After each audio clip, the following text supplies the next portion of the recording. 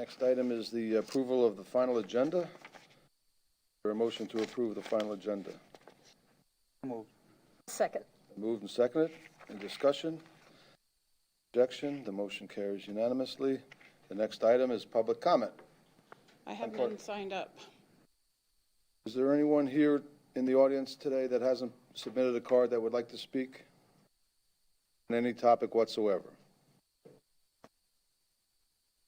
No, hearing none, seeing none, we'll move on to local achievements and recognitions. Councilman Allers, we'll start on your end this morning. I have nothing today. Nothing, okay. Mayor, I'm sorry. Guess I'd just like to say welcome back to the snowbirds that are arriving in droves, and remind everybody to take it slow along Estero Boulevard. We have lots of bicyclists and pedestrians, and if you're coming from the north and you're used to driving a little faster, it's time to slow down. Nothing this morning, Mr. Mayor. Thank you. Councilman Veach. Just to the chamber for helping pull off the boat races, and on that same day it was a big day for bird counting. So the people that went out and their pavilion scientist thing and counted birds, so we can keep an idea on how things are going. Very good. I have a couple that I'll wait till later on to talk about during our items, but okay, so we'll move on. Advisory committees, items and reports. ORCAB, there is a representative here this morning, I believe.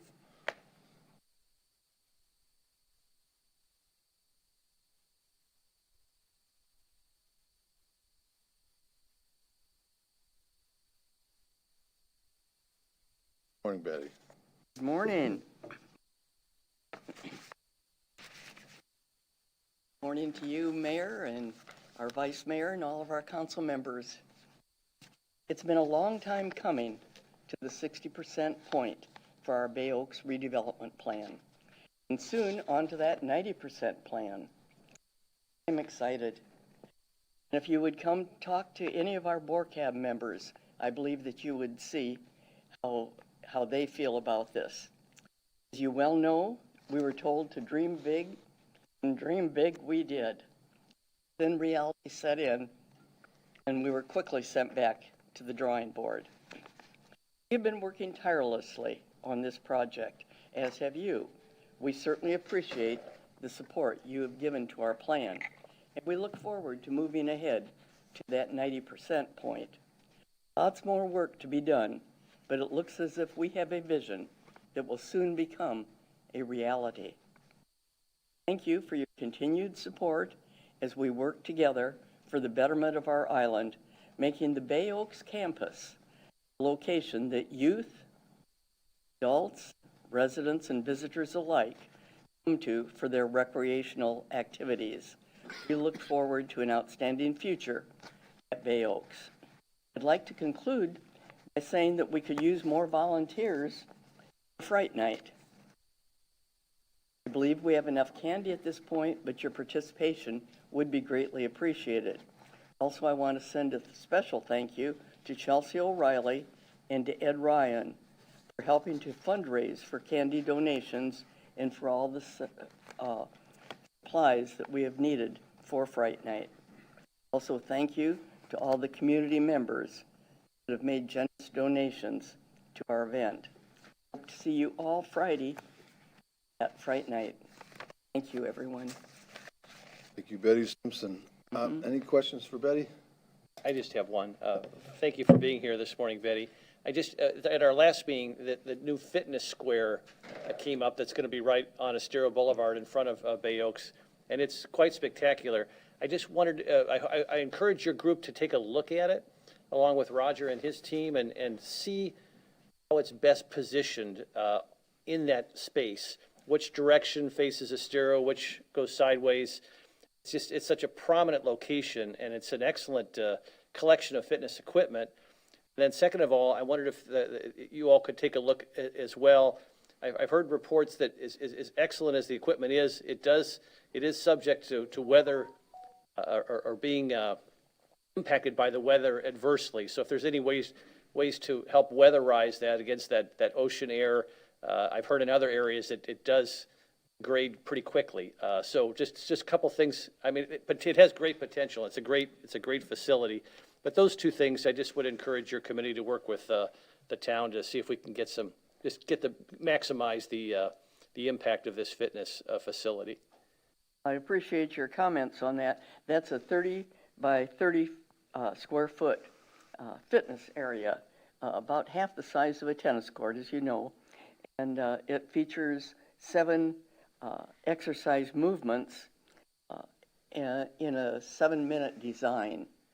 And I don't know how many of you could do that. Well, a lot of you could do that in 7 minutes. I'll probably take a little bit longer than that. But it will encourage healthy lifestyles, and we've been excited about it. But now I know we have done some reading on it, and there have been comments made, so I think a lot more thought has to go into it and taking care of some of those things. So thank you for your concern. Thank you. And I would also comment, if anybody really is looking at volunteering for Fright Night, it's in your one night's chance to dress up and scare the jelly beans out of little kids. It's a good time and it's a great activity. Good, thank you. I would echo that. It's a real good time, and we're looking forward to it. If anybody hasn't yet, and you're looking for a good time on Friday night, it's always fun. Thanks, Betty. Appreciate that. Okay, next item is the approval of minutes. We have the October 4th, 2021 Town Council meeting minutes, and also the October 7th Management and Planning Session minutes. Is there a motion to approve these minutes, or change, or correct, or anything? Move to approve. Second. Moved and seconded. Any discussion? Any objection? Motion carries unanimously. Next item is the presentation. This is the Fort Myers Beach Camera Project from Flock Safety. Flocker's here? There they are. Yes, they are. Before Mr. Troutman begins from Flock, I just want to mention that we also extended an invitation to Greenwire, and unfortunately, they couldn't make it today, but we have them scheduled for your next council meeting. And they were the second of the 2 vendors that were referred to us by the Lee County Sheriff's Office. So just so you know that there's a second vendor that you can look at if you wish to. Thank you. Troutman, thank you very much for being here. Thank you, Mayor. Thank you, sir. Yes, sir. Council members, appreciate the opportunity. We're having some technical difficulty. I have an Apple computer, so we couldn't get the presentation to work, so I'm going to kind of wing this. It was just a PowerPoint, so I'll touch on the main points of our camera system. So my name is Todd Troutman. I handle all the law enforcement accounts for Flock Safety. Flock Safety is out of Atlanta. We started in 2017. We're the fastest growing license plate vehicle recognition company in the country. We started as an HOA company, putting cameras in HOAs that would capture vehicles entering and exiting the HOA. If there was a crime that happened, maybe in the middle of the night, entering an auto, you can go into this footage. The sheriff's department, not non-law enforcement can't go into the footage, but you can go into the footage and pull back images of possible suspects. If it's a stolen vehicle, it enters into the neighborhood, it would actually send an alert to the sheriff's department.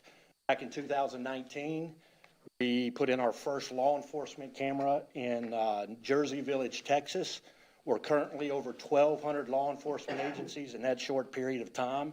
And the reason being is license plate recognition cameras have been around a while. It's good technology. It's great technology. We didn't recreate the wheel. We took a good existing technology and we added improvements to it. So just to give you a basic understanding of a license plate recognition. Cameras, license plates are reflective. So infrared bounces it off a reflective plate. It reads the characters. It takes those characters and it matches against the hot list. NCIC, which is the National Crime Information Center, or FCIC, the Florida Crime Information Center. Once those alerts, if a stolen vehicle passes that, it would send an alert directly to Lee County Sheriff's Office. The County Sheriff's Office has had license plate recognition for several years. They currently are in the process of installing flock cameras. They've had the flock software for almost a year now, so they do have access to this software. So if the town decided to move forward with flock, they would have instant access to all what we call hot plates. The difference in flock and traditional LPR, and this is the camera, this is an infrastructure-free camera, runs on solar power. We don't need power, we don't need internet, we can drop this in the ground very quickly to install. We use motion to start and stop recording. The benefit to that is 70% of all crimes include a vehicle.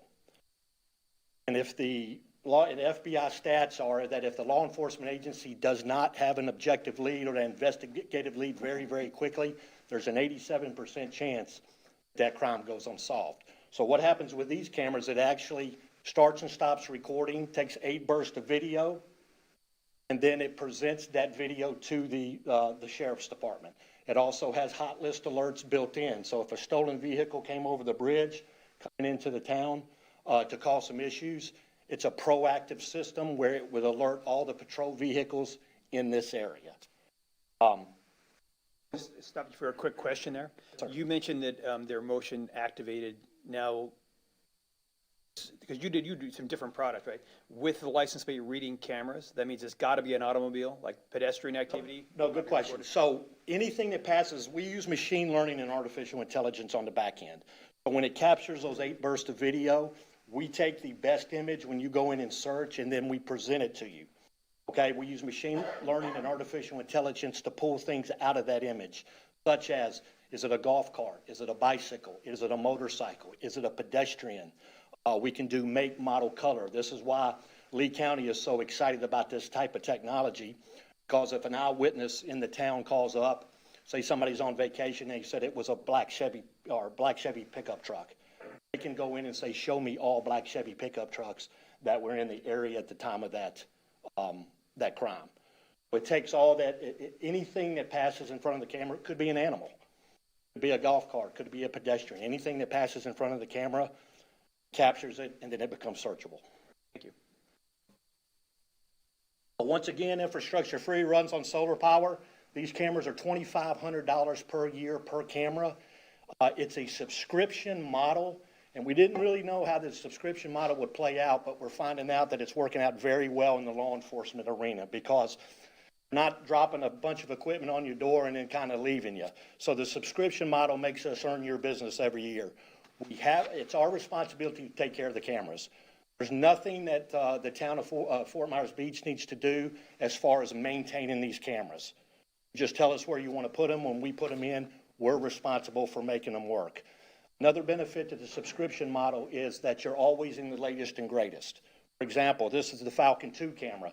If we come out with the Falcon 3, and let's say you have 4 cameras around the town, one of the cameras goes down, we put in the Falcon 3. So you're in the latest and greatest. If, let's say 2-3 years passes, you haven't had any problems, we're going to replace the cameras with the latest and greatest anyway, because our business model, we don't want to start rolling trucks down here to fix cameras. If we do roll a truck for some reason, 90% of the problems on this camera can be fixed remotely. There's alarms on this camera, and I'll give you an example. During COVID up in Atlanta, there's probably 2,500 cameras in the city of Atlanta. 90% of the law enforcement agencies up there use this camera. In COVID, the day before, it was used to reading 100,000 plates. Next day, when nobody went in, these cameras using machine learning and artificial intelligence actually learn traffic patterns. It was like, listen, we're used to scanning 100,000 plates. We just did 20,000, so all of our alarms started going off. The reason I tell you that is the benefit is for the town is we know a lot of times before you guys will know there's a problem, and that camera will be fixed. If we can't fix it remotely, we'll let you know when we're running a truck to fix it. So the big benefit also is with this is Lee County Sheriff's Office. Several command staff from Lee County actually have this exact camera outside their neighborhood. And the reason they do that is for security purposes. They want to be proactive. Anybody rolls in there, a lot of times when they roll in there to commit a crime, it's with a stolen vehicle. Not coming in their own vehicle, they come in a stolen vehicle. Currently, we have 40-something agencies in Florida that are using Flock, actual hardware that they've installed. There's another 40 that are just using the software to access private communities, and businesses. So any questions about that? Just a quick question. I appreciate the proactive piece with respect to stolen vehicles, but I'm having a hard time understanding. I understand it's a reactive dynamic. If we're looking for a suspect, how does it help on the deterrence side? Do you post signs that this is an area that's been patrolled by cameras? I mean, where's the deterrence piece? Yes, sir, you can. A lot of the HOAs will put signs, not so much the cities, but the HOAs will put signs saying this is monitored by flock safety. So it's that monitoring piece that they see in the sign. I would say on the investigative side, what happens is that the criminals understand. They talk just like we talk. Right? And if you have a couple of success stories, which you will, there's stolen vehicles coming through here. We see it in every city. I'll give you an example. Up in Cobb County, I don't know if you are familiar with Cobb County up in the Atlanta area where there's Six Flags area up there. We put some cameras around a hotspot area, and within 6 months, they saw a 64 crime. The reason being is a lot of times it's the same people committing the crimes. Once you make that arrest and those individuals are off the street, you'll see your crime drop. Now, for the investigators at Lee County, what will happen is they get all that intel. So with Lee County, with the Real-Time Crime Center, it's about getting a lot of evidence very, very quickly. That's how they solve crimes. So if they get eyewitness testimony, I don't know, it was a red vehicle. These cameras can search by things like bumper stickers, bike racks, roof racks. Somebody could call in and say, you know, it was a white pickup truck and it had an FSU bumper sticker on it because I'm an FSU fan. They can go in and say, show me every vehicle that had a bumper sticker. So, but focusing back on the deterrence concept, you say the deterrence primarily works from the criminal community communicating with each other? Just saying, don't go over there. They have cameras. If you go over there, Phil got arrested over last week for going into town of Fort Myers Beach. So a lot of times, and the sheriff's department will tell you, they talk. So if they know that you have these cameras in place, a lot of times they'll stay out of the area. And what will happen is they'll roll in, and I don't know if a lot of agencies will put press releases out when there is a success story. Clearwater PD just put in 50 of these in Clearwater, and in 6 weeks, they just went over 75 arrests. I got the email this morning before I walked in. So there is an option for signage, though, because we have a very transitory dynamic with all the tourists coming here. So you don't have that. You don't have as much of the communication because there's a lot of new people coming all the time. Yes, sir. Okay. We can provide a signage. Let me add too, just on a kind of a off the thing, this also picks up state of plate. For some reason, if you wanted to use it for marketing, this is kind of just of a kind of an offset feature. You could say, show me every vehicle that was here last month from Alabama. That allows you to search by. So I wanted to mention that because we've had towns that have said, yeah, especially towns like this where you have a lot of visitors coming in, you could actually pull it up by state of plate. It picks up the state of plate. If once again, an eyewitness calls up and says it was a Texas plate, it was a pickup truck, I know what a Texas plate looks like. The county sheriff can go in and say, show me every Texas plates that entered the town of Fort Walton Beach between this time and this time. Yes, sir, we do have signs. Are they mounted high or are they mounted low? Or? So we can put them on existing poles. Several poles I was driving in, the caution poles that you guys have where the curves, Yes. It flashes. I could actually take a solar panel about that big with the camera. It's about a 20-minute install. We also have a 14-foot pole that we provide, still part of the same price. It's not extra. It's 14 foot high. We drop it in the ground 2 feet, so it's 12 foot high. They'll be visible to anybody driving too. They'll be visible. They may not. Yeah, they're going to see it.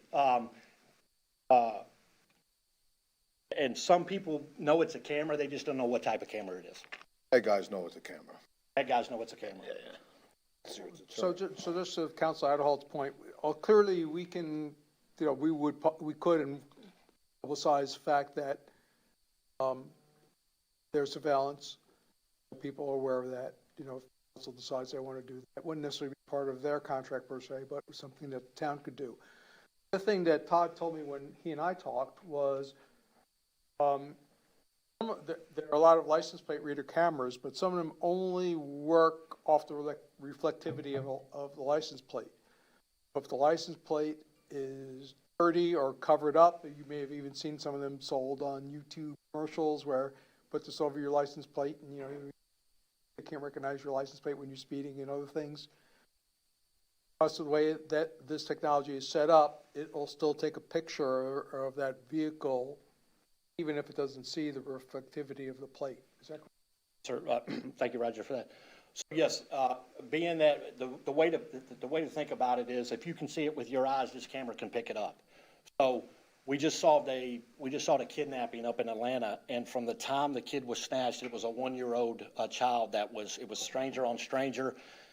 Right before they took the kid, they stepped out of the car, took their license plate off, and put a temporary tag on, one of a dealer tag, which a lot of criminals use because they know about this technology. They rolled up, they took the 1-year-old child, they drove, they stopped, put the real plate back on. Law enforcement was able to go in based on the make, model, color, instead of show us all red vehicles, so we were able to go back a couple weeks later, before, and pick out that vehicle. And then we were able to put a plate to it. So the time the kid was kidnapped to the time he was covered was 7.5 hours. It was a national story up in Atlanta. But the benefit is this picks up the motion, so temporary plates, no plates. If a vehicle rode in without a plate, the county investigators are trained to see things we're not trained to see. So even giving them a picture of a vehicle, it may have a dent on the left side. It may have an aftermarket different wheel on the driver's side. They look at all this information. So we're just gathering evidence, and then we're presenting it to Lee County Sheriff to do with it, what they need to do with it. You had said you just tell us where to put them and we'll put them there. Does Flock Safety at all make any recommendations as to where they would suggest they go? Yes, sir, and we've done that, so great point. I first met with Roger. We have a whole division that's ex-law enforcement, that are investigators. So what we do is we take a look at, based on their experience, obviously you put them at the entrances, coming in over the bridge. That way you know who's coming in and who and when they left. That's the proactive part. They roll over, they're on the hot list. We also, before I forget, we have an integration with Missing and Murdered Children network. So if a Amber Alert goes out, it's automatically pushed out to our cameras. So it would alert on that. Yes, sir. So it would be on the entries and exits from the bridges. And then I think, is there a Publix here? Yes. So we put them around the Publix because you have, it's based on the investigator. So, and this is where if you're going to see crime, it's going to be here, just based on their experience. And I believe we mapped out, Roger, correct me if I'm wrong. I think they've recommended a couple of suggestions. If we get to that point, we can talk about those and see if the council thinks that they're appropriate. The other thing I wanted to mention, I don't know if Todd, if you covered this or not, that configuration when we were doing this this vertical mapping of locations was to also be sure we can capture the sidewalk and lane of traffic in each direction, so that there's an incident on the sidewalk, that would also be recorded. We can, yes, sir. We can take a look at that and make sure the field of view is where we can see, parts of the sidewalk. So if somebody's passing that, we just did that up in Alley's Beach, up in on 30A, up in Panama City Beach or the Panhandle. They're doing the same thing because there are a lot of bikers up in that area during vacation. So that's another thing we've been taking into consideration is the placement. So we do actually get that bicycle or that golf cart or whatever that's in that field of view. How do these cameras work? It's just a random thought, but how do these cameras work as far as being able to pick up vessel numbers? One of the marinas decided they wanted to have one in the back bay. Great question. How does it work with that? Is it simple? So, in theory, it should work. We're actually working with Charleston right now at their bridge up in Charleston, South Carolina, because they have a lot of drug boats that run through there. Port St. Lucie County just purchased 9 of these, and we're putting them at the marina to capture the vessel numbers. So if you can see it, then we can capture it. So besides, I guess just to help since we don't have the presentation, besides being able to digitize the license plate when it reads the license plate and get a sort of silhouette of the vehicle for mapping it to known vehicles. The camera also records, was it 6 frames?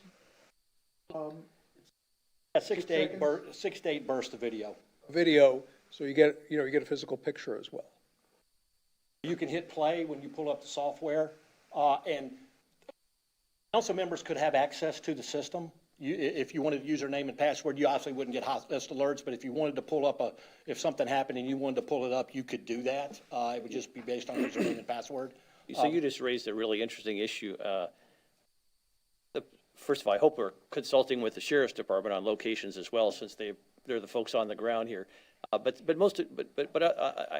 I think we're going to have some concerns, and you probably have a lot of experience with this. Maybe our town attorney wants to comment on this. I mean, these are great crime prevention systems and have great impact on criminal activity, but I think there's also the privacy concerns. I'm not sure the residents of our island want us, council people, policing wherever everybody's comings and goings. I guess that leads to my question. This data that we're gathering, would that be solely in the purview of the sheriff's department? Or how is it protected? How is people's privacy protected? So it's 30 days of storage, so it's rolling 30 days. It deletes it after 30 days. The sheriff's office would be the only one, if you wanted to set it up like that, that would have access to the cameras within the town of Fort Myers Beach. They would be the only ones that have access to that. There's a transparency portal that allows the public to log into Lee counties and say, or the city, what's your policy, your license plate recognition policy? Show me how many plates that you've scanned.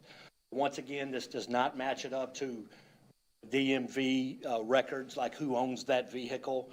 The Supreme Court ruled that you have no right of privacy to your license plate or anything that's in view of the public 100% of the time. So the 30-day retention policy is something that really kind of shook up the license. There's some agency, or there's some business vendors out there that keep it forever. ACLU doesn't have a problem with license plate recognition. They have a problem with the storage, because that way you can see where people are going. Where'd they go 6 months ago, last year? So the 30 days has really kind of quelled that, but certainly law enforcement would be the only one that would have access to it.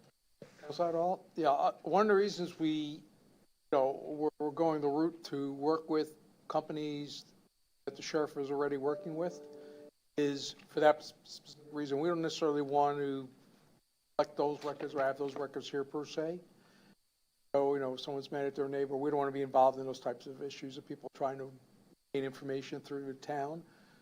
So our initial effort with respect to identifying potential vendors was to go through the 2 people that LCSO is using currently, because then they have that existing relationship. All we're doing is saying we're paying for, 4, 6, or whatever number of cameras located throughout town, and that's all we're doing. And that information, everything else is going to the sheriff's office. I appreciate that. I think that's appropriate. Thank you. Yep.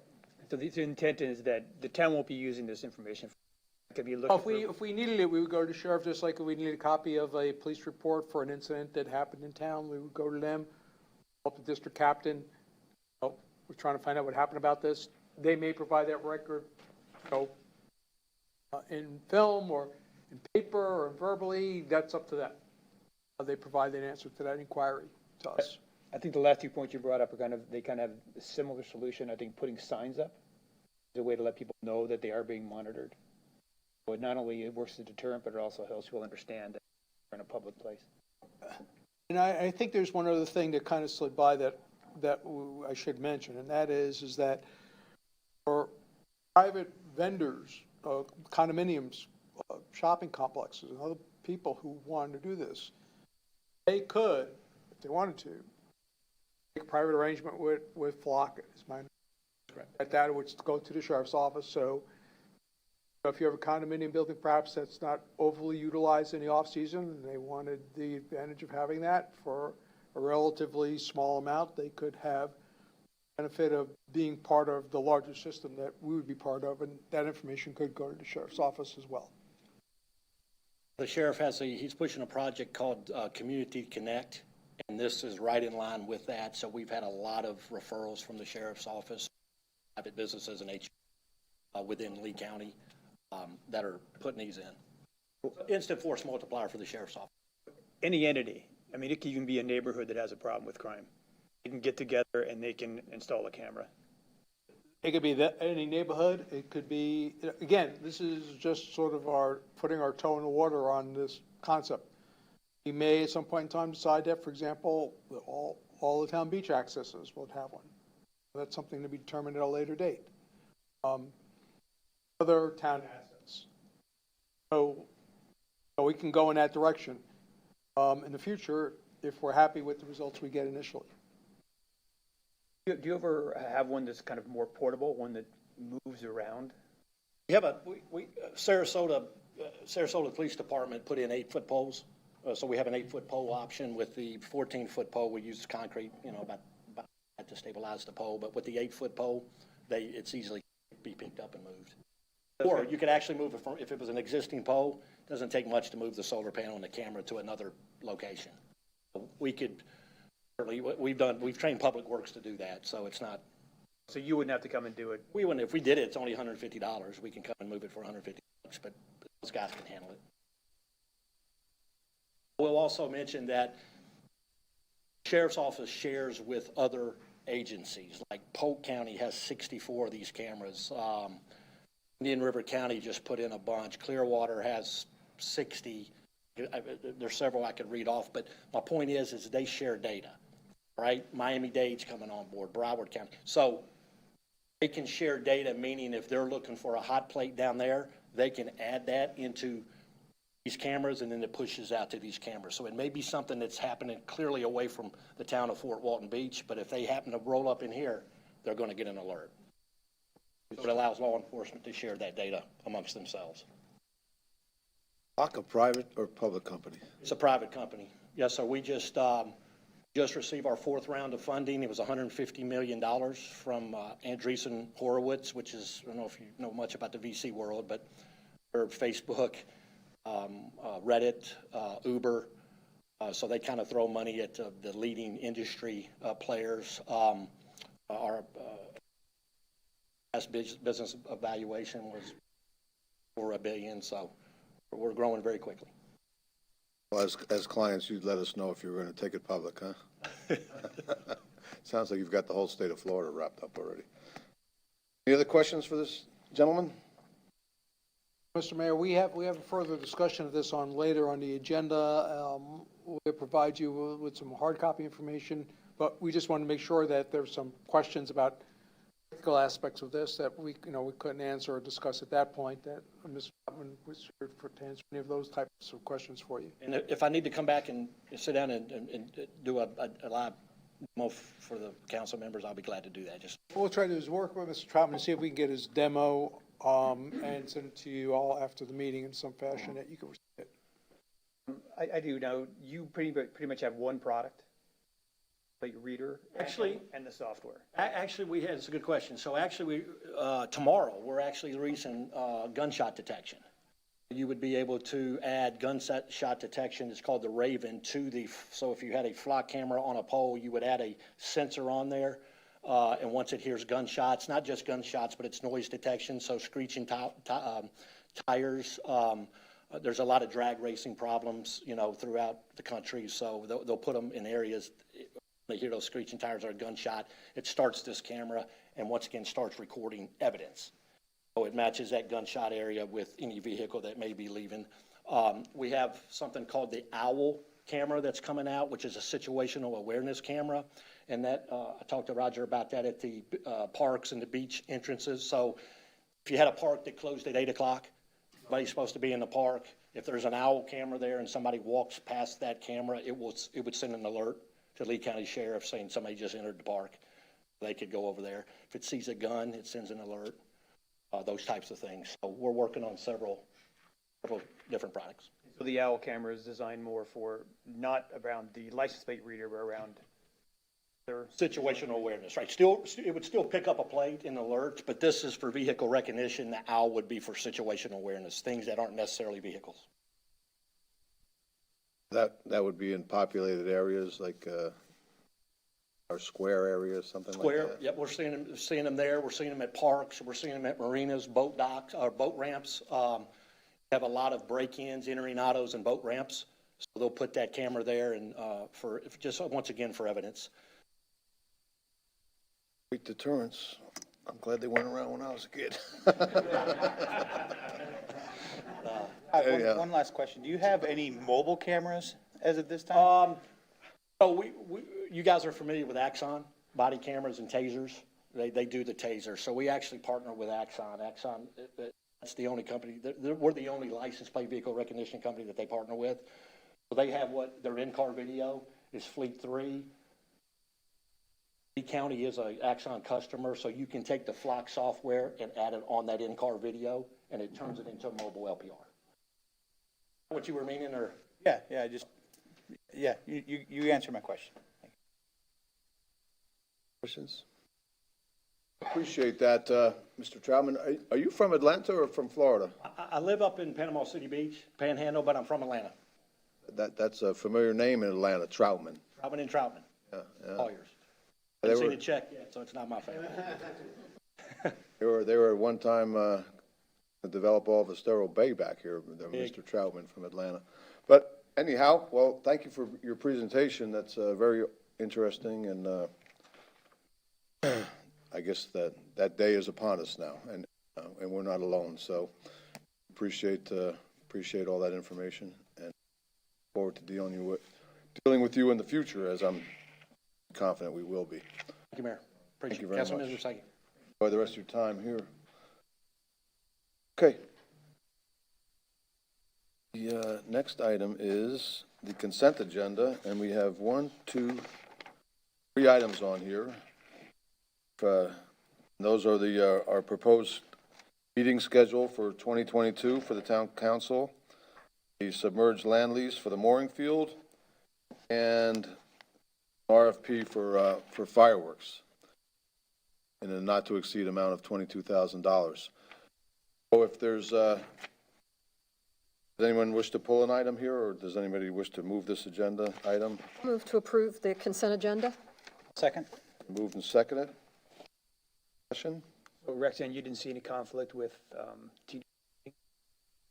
I'm technically not our representative anymore. We alternate with Sanibel, oh, and I have lost my voting privileges. I still attend, but I don't have to be at a meeting, so this would take precedence. I can review them later by video if I need to, or what. Anything else? Objection? Motion carries unanimously. Okay, now we're going to get into some public hearings. And the next item is Ordinance 21-06, which is the prohibition of plastic straws. Attorney, do you want to read this? You want me to read it, or? Hold on. I can read it. This is the first reading and public hearing and ordinance of the town of Fort Myers Beach, Florida. Article 6 of Chapter 14 of the Code of Ordinances of the town of Fort Myers Beach, entitled Prohibition of Plastic Straws, to prohibit the distribution of non-biodegradable straws, providing for codification, severability, Scrivener errors, conflicts of law, and an effective date. We'll open the public hearing.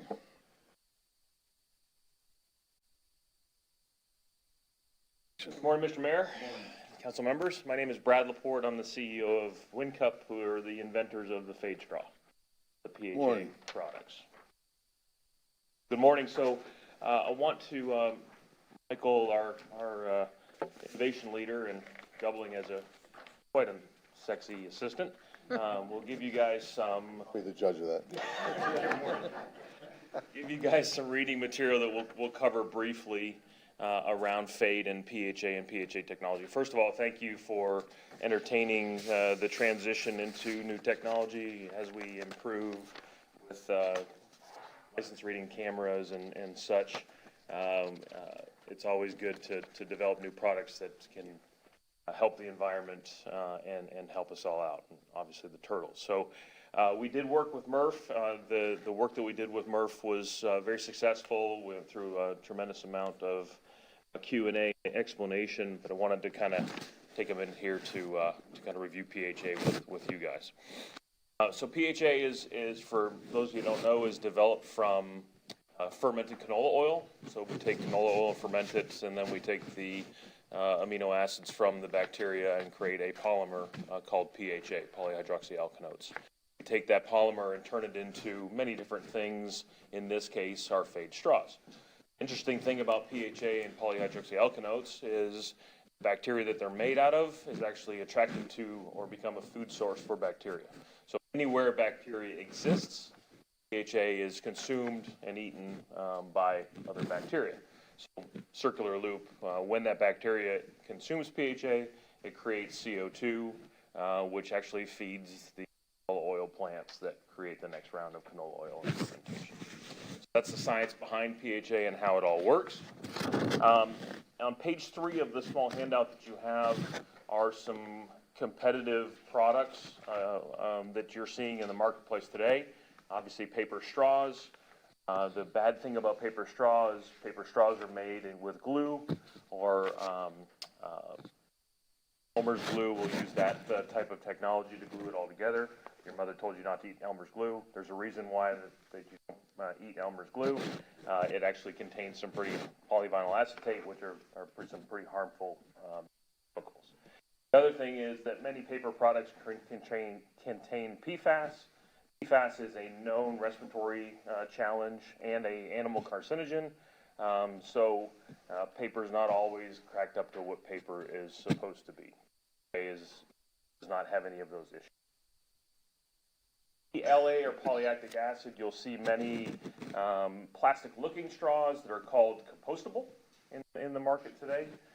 Please be careful with that technology. Compostability does not mean biodegradability.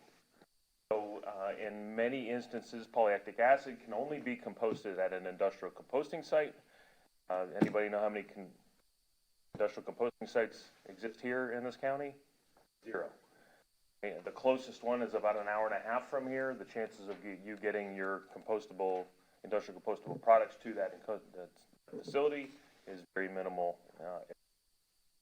The other side with products like PLA is it kind of confuses the public, meaning that the public sees compostable, they think that that's very good for the environment, and unfortunately it's not. The chances, if that product ends up in a marine environment, in your ocean, in your water, on your beach, that product will not go away. PHA is the answer to that. PHA will go away anywhere bacteria exists. If it ends up in the ocean, if it ends up in the waterway, if it ends up in your backyard, we'll don't want any of those things to happen unless you're a backyard composter. PHA will go away anywhere bacteria. Why it's important, the proposed ordinance, why it's important, we feel, to keep the word marine biodegradable into it is on page 4 of your decks. Page 4 will show you the certification avenue for approving or receiving the marine biodegradable approval is 180 days. Talk about the biodegradable piece, 720 days to that approval. So if something takes 720 days or 2 years, you can still get some biodegradable approval. However, marine is the most stringent approval to receive. That's why we're so excited about FADE and what we've been able to do. It has to be done within 180 days. We actually received that approval within 93 days. So please be careful, and we respectfully ask that we add the marine word back into marine biodegradable into the ordinance, so that you don't confuse or I guess policing or enforcement doesn't have challenges around somebody claiming to be biodegradable, and then you're seeing those products in your waterways, you're seeing those products in your litter piles, etc., where the marine one will actually. On the enforcement side, I know you guys are very busy. I know Chad is, it's hard to enforce these type of ordinance. I would ask that you, again, add the word marine back into the ordinance to help Chad and the enforcement side out, because there are very few products Fade being one of them. There are a couple competition competitors that are offering PHA straws. There are very few products that meet this stringent requirement of being marine biodegradable. Question for you. Yes. I'm looking on your packaging. Is it, once you get that designation, are you required to put it on the packaging? Marine biodegradable? No. So there's different laws in different states. We like to tell people that they're marine biodegradable, and we use the blue color to be visible in the marketplace. We like to tell folks that they're doing the right thing for the environment. It's not a requirement that you do. On page 5, there were some questions around affordability. So this is, and just wanted to show you guys and girls the benefit, actually is a benefit for PHA or our particular products versus paper straws. So Aardvark is the nation's leading paper straw manufacturer, which, by the way, Aardvark claims to be compostable on their packaging, however, have never received BPI compostability approval for their paper straws. So again, some confusion. You can see the Aardvark straws versus Fade straws, and the Fade straws are actually cheaper than Aardvark straws. So from affordability to your proprietors in the general area, Fade will be actually a benefit structure. Lastly, we have effectively replaced so far, since we've launched our Fade products, 281 million plastic straws that would normally end up either in the environment, hopefully recycled, but most likely in a landfill. We have replaced those with Fade and PHA straws. So we've been able to remove 280 million straws out of the environment so far since we launched Fade. Thank you for your time. Do you have any questions? Questions, gentlemen? Going back to the packaging, you had asked about adding the word marine back in and how it would help our code enforcement identify. If they're not required to put it on the straw, what other avenues would code enforcement have to be able to determine if they were actually marine biodegradable? I think it's going to be more proactive. Right? So if you set an ordinance out there that says it has to be marine biodegradable, your proprietors have to go into the marketplace and look for products that are marine biodegradable. Come out to the ordinance and say it just has to be biodegradable, there could be some confusion at the proprietor level going into the marketplace saying, well, these say compostable, these say biodegradable, these, actually there's one out there that looks like some brown stuff that says biofading, right? So I think being specific around the marine biodegradable side will help you on the onset of owners going in and ordering or picking the thing right for your environment, rather than trying to police. Just a question on kind of labels here, because here you're saying biodegradable is 720 days. The definition in the ordinance is 1 year. Yeah, so in orders, that's another confusion, right? So if you went to TUV or some of the certifying bodies, they have ASTM standards to meet biodegradable thresholds. For TUV on soil biodegradable, it is actually 720 days or 2 years. So that'll add more confusion into the marketplace versus the aid side or the marine biodegradable. Makes sense, Bill? Maybe it's more a question for staff about where this definition came from. Green Guides, that's FCC Green Guides. So this is to pass certification. FTC Green Guide says it has to go away in a year. Return to natural components within 365. Marine side will actually go away.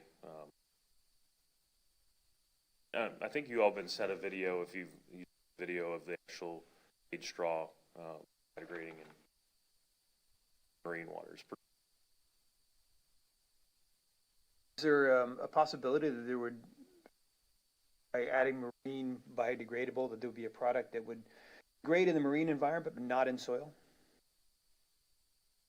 It's usually a hierarchy to get to the marine. The marine is the most difficult environment because the bacteria is working, but the water is washing. So that becomes the more challenge. Soil environment's more stagnant, and bacteria can work easier than being washed away on a continent. So We've never seen it go backwards, and the science would say that it wouldn't go in reverse. I mean, we'll stay In a marine environment, then the bacteria can't concentrate because there's a lot more things going on in a marine environment than in your backyard, as you can imagine. Fish and wildlife and all the other things kind of tides and flows and so on. It is definitely the most stringent and it's the shortest for approval. The 2 years on the soil side versus the 180 days, it's specifically designed to be difficult to pass.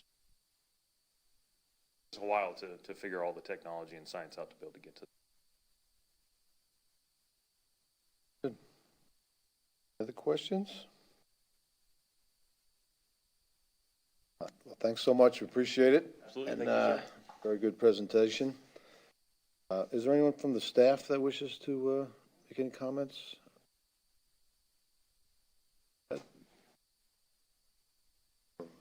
Well, what's your feeling about adding marine biodegradable? Sure. So Chad Schutz, environmental staff for the town. It won't solve our littering issues. Hope is that what does get out impose and hopefully be less of a issue for the environment. I think, Councilor Veach, I think the point is really from the science/code enforcement standpoint. So, if there's someone's using a straw and we need to validate it's appropriate under the ordinance, I believe asking for having the word marine in the ordinance and asking them for evidence that it meets the marine criteria is a lot clearer than working through the entire variety of possibilities otherwise. So that puts a very finite in or you're out versus trying to figure out straws from company A versus straws from company B versus straws from company C versus straws from company D, whether they meet the criteria of the ordinance. I think besides the ecological advantage that was described to you, I think from a definition standpoint, there is a benefit from code compliance. Call it marine biodegradable. Yes. It's more specific. I can see that because if the definition we have here and the definition he has for biodegradable are different, then it seems like there's probably a lot of people have different definitions of what's biodegradable. Yeah, anyone who hops on, via the internet, how everything is described is really, really hard, to figure out sometimes when you're trying to buy something. Trying to buy the best one, you're looking at 50 different ones of the same product and you're trying to figure out which is the best one.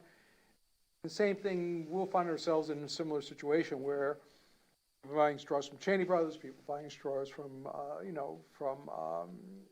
Universal Brands and all these other companies who supply all the industry. And then within that, they have 20, 30 manufacturers within each of those companies who are selling products. And we have to figure out, okay, which one of those doesn't meet the ordinance or not. So we get an email or inquiry, business so-and-so is not using appropriate straw. Now we have to do a bunch of detective work. It's a lot easier for us to say, look, what's your straw, what straw you're using, and show us that it's just marine criteria. And it's a lot easier for us to find out that they're in compliance.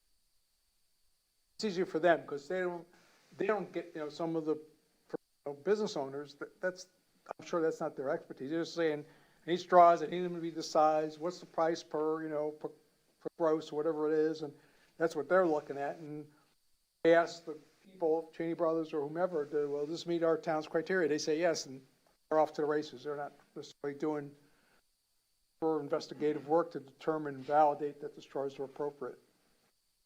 So to that point, Mr. Town Manager, so if I'm a restaurant on this beach and I'm currently in compliance with the existing ordinance, as I understood it before, it was explained to me that this provides an additional option to them that's very environmental friendly. It sounds like we might be narrowing the definition as well. If we're not, are we going to still allow paper straws and PLA straws? In other words, could I be using a straw as a restaurant on this beach that's currently legal that will no longer be legal with this new definition? Not marine biodegradable. So again, Well, Yep. If you're in compliance now, my understanding, if you're in compliance today, the straw that you're using. This ordinance is only adding another type of straw that would put you in. The previous ordinance prohibits plastic straws, which is a, physical trait. Straw basically tells them what they can use, which would be biodegradable. So there are, to Someone's point, there are plastic straws that aren't allowed today that would be allowed, and then there are paper straws that are allowed today that may not be allowed because they're not marine So biodegradable. Council Adderholt's point is valid, that might be a straw that they are using today, that based on this new ordinance, would not be allowed to use prospectively. So you may want to have a little bit of a lead-in date for them to go through their inventory. I like that, Mr. Town Manager. I also like the fact that Chad, and I know these things are difficult, but maybe the public information officer could, I know we can't recommend specific vendors or brands, but maybe we could give a pretty detailed explanation as to what type of straw. Because I think a lot of our businesses want to be compliant. It's hard to know, particularly as things evolve. So it sounds like we need an education campaign as well as a little bit of time to not only use up existing inventory, but also for them to determine what the compliant straw is. It seems like there needs to be a little grace given. Yeah, typically what we do, Counselor, is besides what we do through our PIO, is usually have someone literally go to every single business and talk to them. We give the base people like a sheet, copy of the ordinance in some cases, and they actually go to every business and say, make sure you're aware of this. Here's how you stay in compliance. Here's the compliance date. Here's the basic information. Here's where you can get more information if you need it.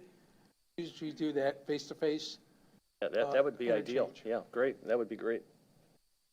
I guess my question would be, by using the words marine biodegradable, are we basically eliminating all competition except for this company? Because I wouldn't want it to look like the town is favoring a particular raw manufacturer if there's another product out there that's still as good. I think they've stated there are other manufacturers of this.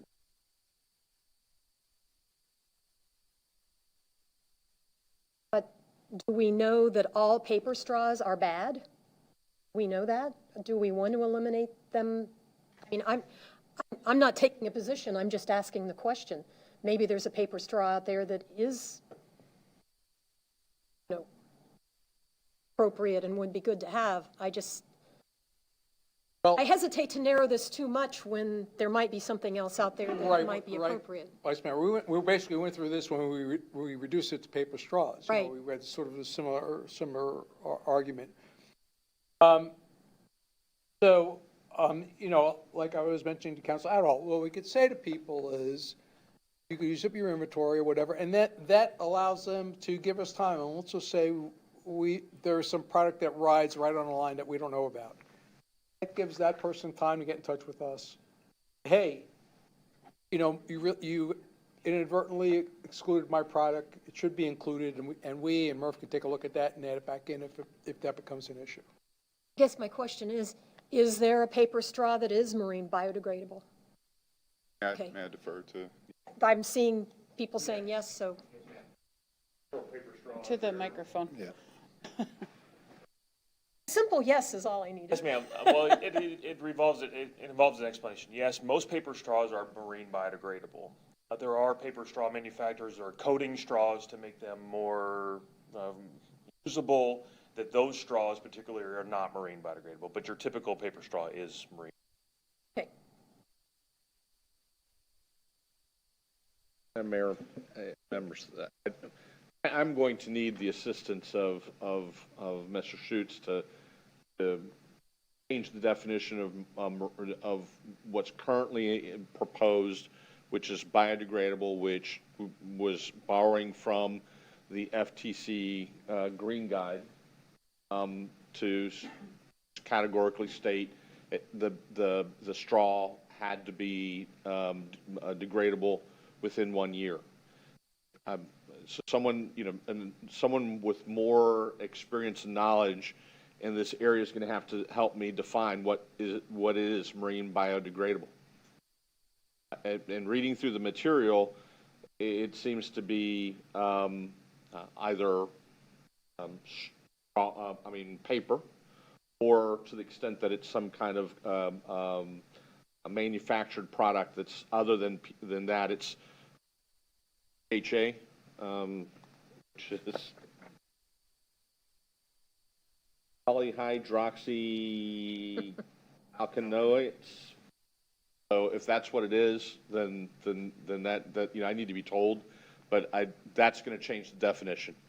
John, I think if we say we have and say that it has to be and green biodegradable, I think in many cases that might help us. No, I beg to differ. Okay, well, I we'll go with mean, your opinion because you're the attorney. Yeah, it has to have some benchmark by which staff can look at the product or the information that's provided by the user, the restaurants, and say it meets this definition or it doesn't. You need longer than November 1st? That's our tentative date for a second Yeah, hearing. I know, I think we can have it before then. Okay.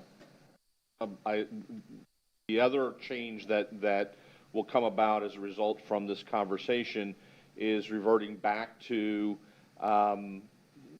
the language on page 87 of your package, section 14-153, putting back in a date, a window. Is that going to stay 90 days, as it was when the original ordinance was adopted?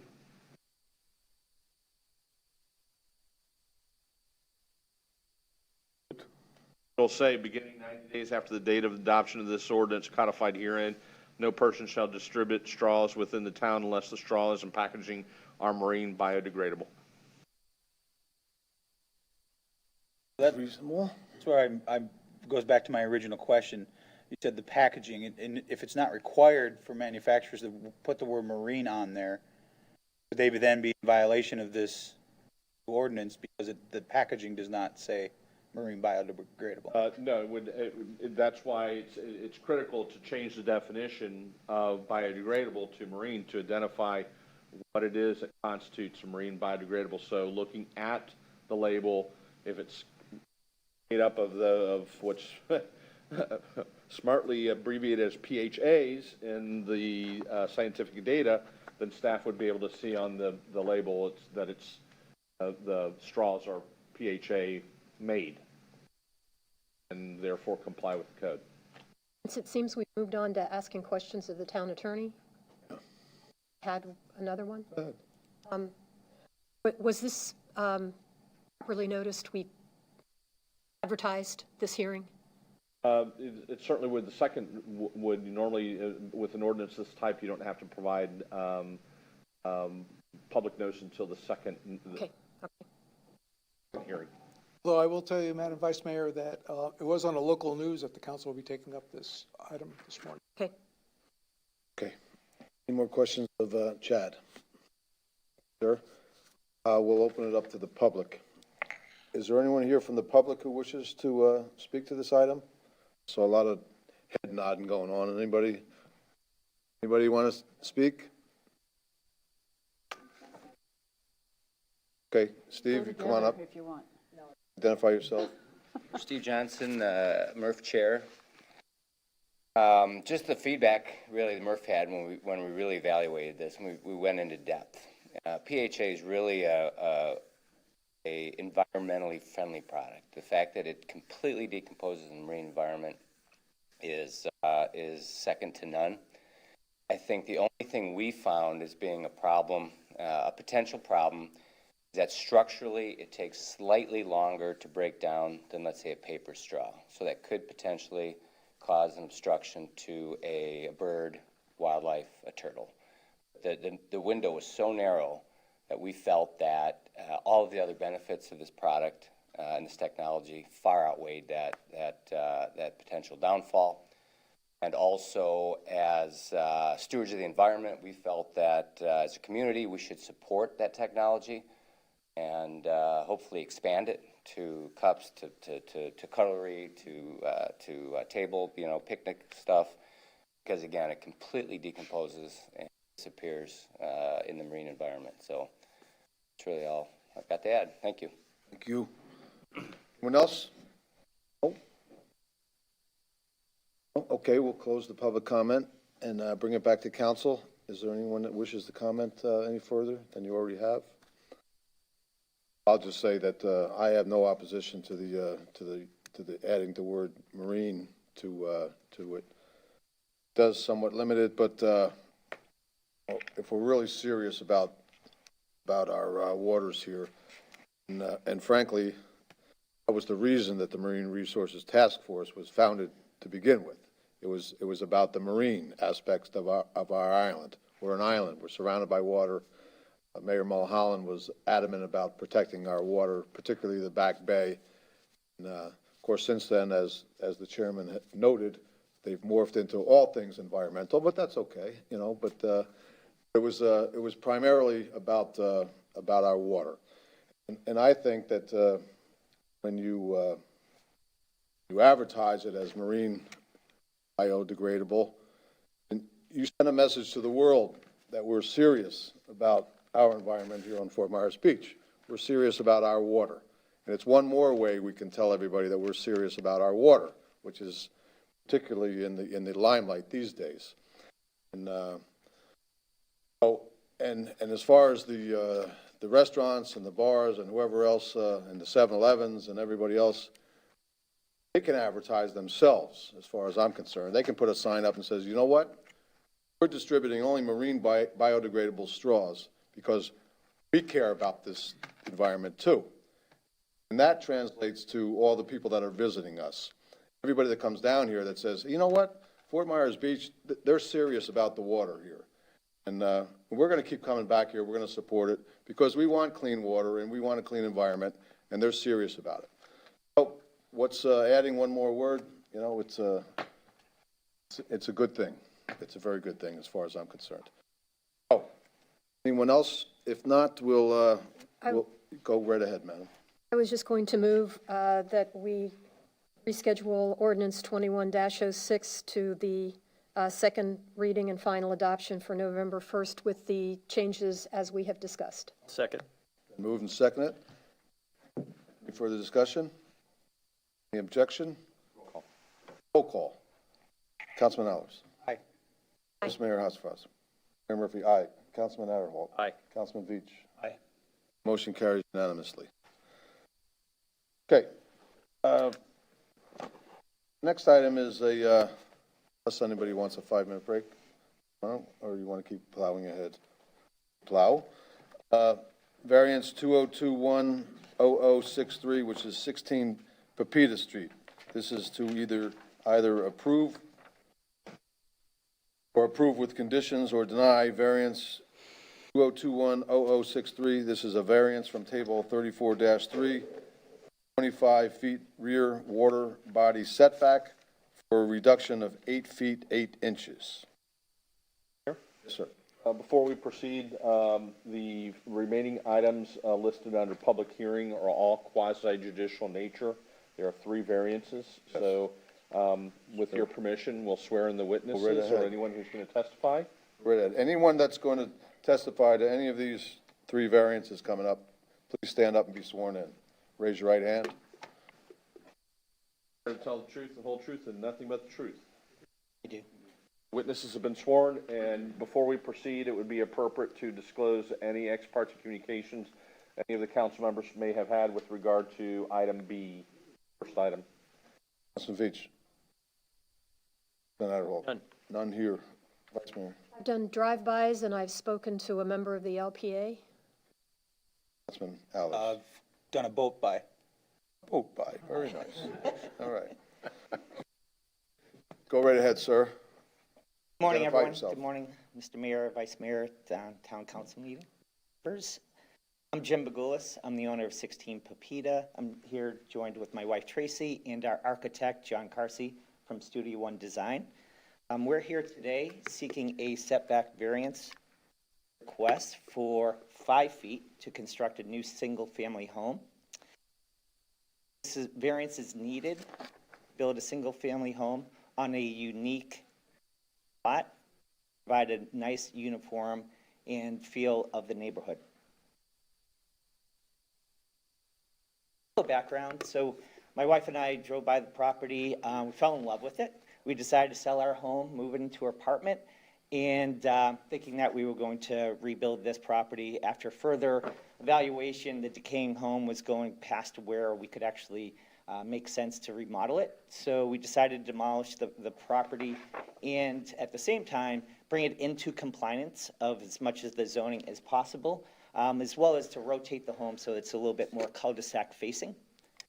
Just a little bit of what the house looked like. As you can see in the structure, first of all, the side setbacks were actually going into the side setbacks. They were about 7 feet on both sides, as well as the rear setback was going into the water body setback. It was under 25 feet. As you can see, the rotation of the home is in parallel with the property line on the left side, but not really facing the center of the cul-de-sac. So our challenge here is to build a single-family home within a unique property line. As you can see here in red, the cul-de-sac arch at the front of the property, as well as the two sides, non-parallel side property lines, as well as the water body, which we have on two sides of the property. Makes it more of a challenge because of that unique characteristic to build a reasonable size single-family home. So we brought and first of all, take a moment to thank Carl and Jason for their support. We started this project, talking to them probably beginning of the year. Through that process, we originally had a front setback. So with the redesign of the front porch, we've actually redesigned the top second level porch, made that significantly smaller. We also had side setbacks, so we decided to make the floor plan a little bit smaller. So now that we're in compliance with the zoning on the left and the right for side setbacks. But as you can see, we're still encroaching on that rear water body setback. So we brought this into the LPA, talking about where that red circle is, where we have the decking area and the staircase that was encroaching. But we were relieving all the other, with the work with Carl, we've relieved the front and side setbacks. So we went into the LPA on September 14th, and through that, it was a unanimous 5-1 pass with conditions of the following: to relocate the rear staircase, that it's not encroaching on that rear setback, to minimize the variance request from 8 feet down to 5 feet, and not to have the corner of the building exceed more than 5 feet, allowing for a roof overhang of 2 feet. So, after further review with our architect, we accepted the relocation of that and the recommendation of the LPA to relocate the staircase to the other side of the property. So what you have here, it's kind of busy, but just showing the living space in red, as of right now, does not encroach in any of the zoning setbacks. The blue is where we have the decking. So in the magnifying view, you could see how just that deck corner in the corner protrudes 5 feet into that water body setback, and that will be holding up the second floor roof. That now fits within all of the LPA's conditions, so we've accepted those. Just as a quick visual, this is what the house looks like. This is a kind of a beach house theme house. This is the front and left side elevation view. This is the rear and right side elevation view. As you can see, we have not updated the drawing, but the staircase would be moving from the left side to the right side of the house. 4 steps away from the kitchen, but we all need exercise, don't we? So just to run through this, just in the interest of time, pretty quickly, from LDC section 3487, that there are not exceptions or extraordinary conditions or circumstances that are inherent to the property in question. So this property is uniquely shaped with the water body setback restrictions on 2 sides of the property. The request is not to extend any of the living space, but just for the outdoor porch and a post to hold up the roof. This allows for more of a uniform construction, as you saw from the elevation drawing, so that your deck space from the left to right looks uniform across the building. Also to allow us to rotate the house So it's more cul-de-sac facing than the previous house that we had. That would provide more of a uniform look. That the conditions justify the variance are not the result of the actions of applicant taken after adoption of the regulation in question.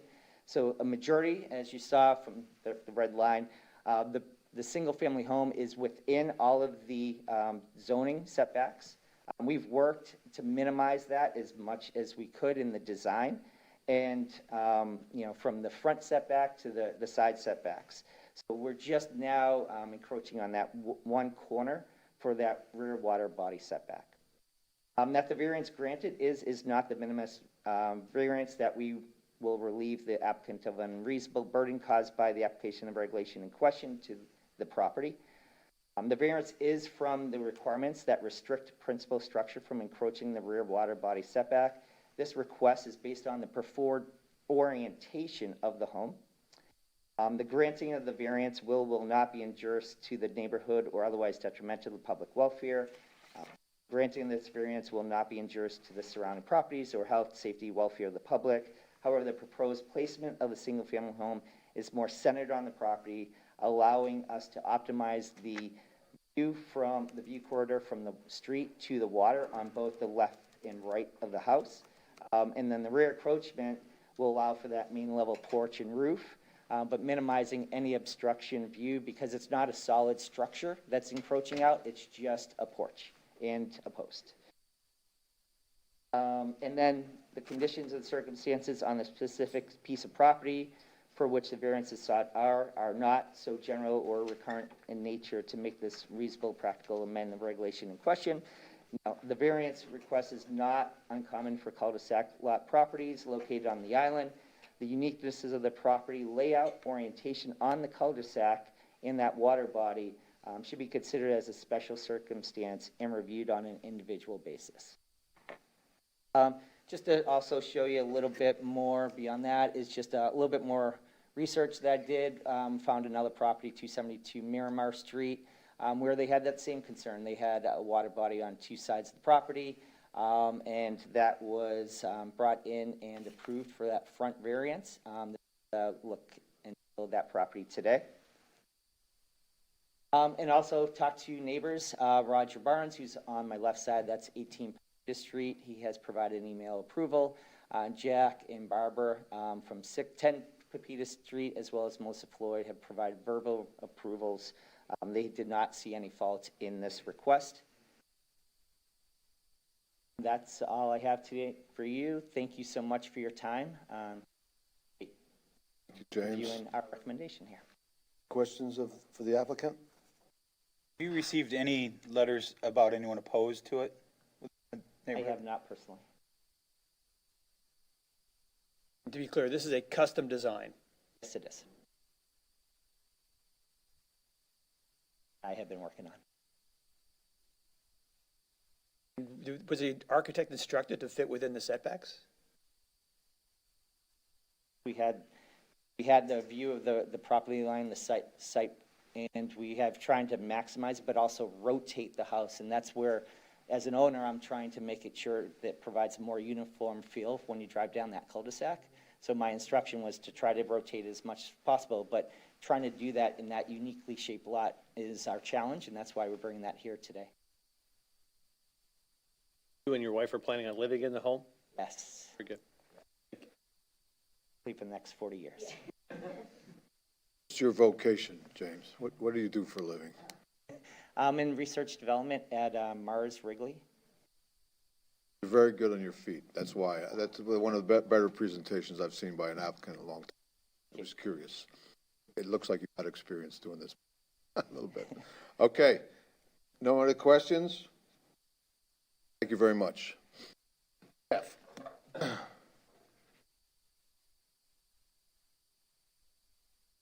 Morning, Jason Green, Community Development. Morning. Wait for the presentation to come up. I guess you didn't want to answer what research and development. I guess it's a new candy bar or something. Is that what it was from Mars? Okay, yeah. I was holding back on that. We'll try to get that out of him later, I guess. As was mentioned, 16 Pepita Street, if I could say it. It was the application before you. The packet that you had before you mentioned also the 8 feet 8 inches, and as the applicant discussed. That request was reduced as discussions with the LPA down to the 5 feet going on his site plan.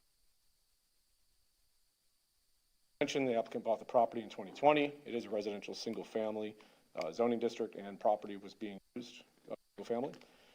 The request formally is from the setback of 25 feet for water body setback from table 34-3. It was mentioned 8 foot 8 inches, but now 5 feet. As he was pointing out, the stairs were relocated, but you can still see the black area that's shaded there, showing that the corner, as far as the encroachment for 5 feet.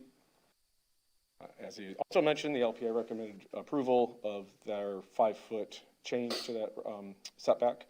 Staff's recommendation to the LPA and to you is a recommendation of denial. That is a standard recommendation by us when it's custom built or newly built home, because they can design the home to meet within the setbacks. Based on the application, we just felt it didn't meet the requirements within 34-87 as the applicant showing you the different criteria. Minimus is not defined, but obviously up to a case-by-case evaluation. However, that number could be 6 inches, a foot. We just felt with it being a new design, it does not meet, should be able to meet the setbacks.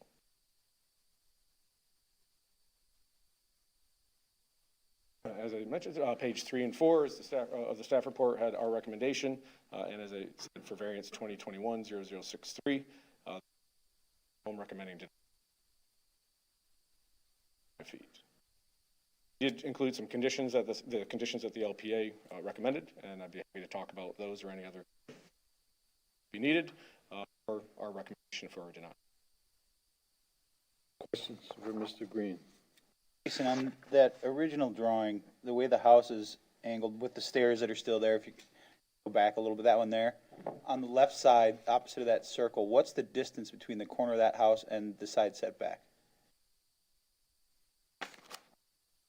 I don't know that you're talking about the dotted line in that I left guess my corner? question is, if you were to rotate that, I know that's not ideal, but if you were to rotate that to be perfectly in line with that side setback, would that eliminate the need for the variance on the right? Perhaps. I think what you'd just have to slide the home back probably, because that front right corner would then, there's a dotted line that you can see in the lower right. That front right corner might, if you rotate it, it might cross over that line. So the house totally would have to be rotated, then slid back probably to be within the setbacks. That's what they were discussing, is the issue with view from the street, is what their concern was. So it would be kind of rotated towards the neighboring property. It possibly could fit in there, yes. You're speaking, getting that building side more parallel with the. I was just looking if there was a way, without having to take away anything that they want, other than being angled towards the cul-de-sac a little bit more, if there's a way to make what they would like to have fit within the current setbacks. It's close. If you rotated that away from the cul-de-sac and towards the neighbor, you probably could fit within those boundaries, yes. Council Ehlers, I suspect that they're also trying to avoid having to come back in the future when they may want to try to save some room in that rear yard for a pool. So that may be why they kind of laid it out the way they did. Or also, when they went to do the pool, they'd be back here with a similar type of problem. I guess that kind of leads into my question. That's what I was thinking all along. Are they going to then coming back later and asking for even more encroachment because they need room to build a pool because they already built the house too big? Obviously, that depends on the design of the pool, which is kind of our point, it's staff's point as far as the design of the house. All those things can be, and you'll see in future things that we're going to talk about today, but all those things can be designed to fit the box that you're given. We're seeing an awful lot of those pool things come in, though. There seems to be. Yeah, the pool is, well, you're seeing two. You're seeing location because of corners, and then you're also seeing setback because of size, correct? Those two different, sometimes together. And I don't have a problem with people who already have a house and they're trying to squeeze the pool in. I try to be, generous with that. But here we have a situation where the house isn't already there, and they come to us with a house that wasn't designed to fit in the space, which is larger than the average lot. It may be unusually shaped, but it's larger than the average lot on the beach. So I guess I'm hesitating for that reason, because then people come back and ask for room to put a pool and they want to encroach even more when we've already let them encroach with the house. So I don't know if that's something we want to consider as a condition, that if we give you this, then you don't get to come back and ask for an encroachment for a pool?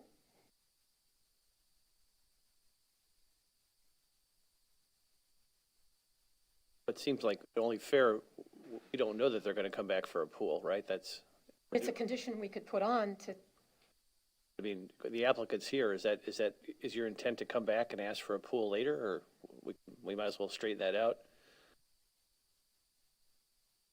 Willis, the intent here is to fit everything else within the property we have today. You can see there's quite a bit on the rear part of that where those dotted lines are. I mean, we got like 15, we have a tree that's there too. So, there's ample, we've measured it. You could put like a 20 by 14. then pool in you that wouldn't area. have any problem with the condition that says if we grant you this variance, you wouldn't be asking for a further variance for a pool? Yes. You'd be able to build a smaller pool already without the variance. Well, then we can add that, right? You've also stated that this is just for a deck, right? That there's no living space in that 5. Correct. To have it, be able to rotate that, and that's the whole point was, yes, just to rotate that property, so it's more cul-de-sac facing, as well as just to have it so that the uniform construction from left to right of the house, as you saw from the elevation view. Really, you're asking us to keep your symmetry in the house from the back. Both halves will look the same. Yes, correct. And the question for Jason, you said you had, if we approve this today, which I support it. First of all, I appreciate the applicant proactively reaching out to their neighbors and getting their neighbors, keeping them informed and getting them to sign on. But you said you had some, if we approve today, Jason, you had some advice in terms of dealing with de minimis issues like that. Did I hear you say that? No, I was saying the land development code, the criteria for the variance talks about, is this a de minimis?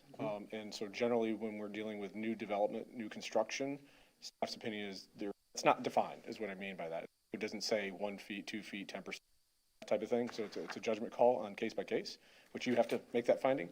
So we generally don't find that to be a de minimis if you're designing it for, if it's a new development. If it was an existing and there's some issues with to create habitable space that was sufficient, those are some examples maybe. Usually new construction, we don't believe Just that to be it meets clear- de minimis. Just to be clear, when it's new construction, clearly, project could be designed to avoid the situation. However,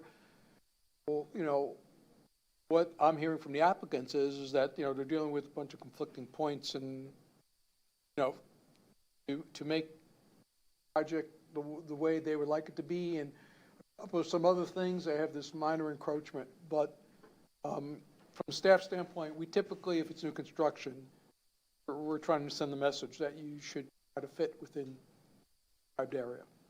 And I think that's fair. It does appear they went back to the drawing board and did try to fit as best they could. And you've got this de minimis corner here. I mean, the staff was right to push and encourage, but I do think they've made a good faith effort to try. Again, I do think this corner is de minimis, and Mr. Mayor, I'd make a motion that we approve. Public Comment, comment, sorry. public comment. Well, I'll hold back on that, just. We haven't had a discussion about it yet. Yeah, no, I was just, for purposes of discussion, I was going to make a motion, but I'll wait till public hearing. Appreciate your enthusiasm. Just All right. trying to move things along, yeah. If there's no other questions of staff, we'll open it to the public. Anyone wish to comment on this matter? Being none, we'll close the public comment. Now bring it back to the council. Any further discussion or motion? Before you make a motion, I understand that, what the staff is saying is it's not really de minimis because this is a brand new design.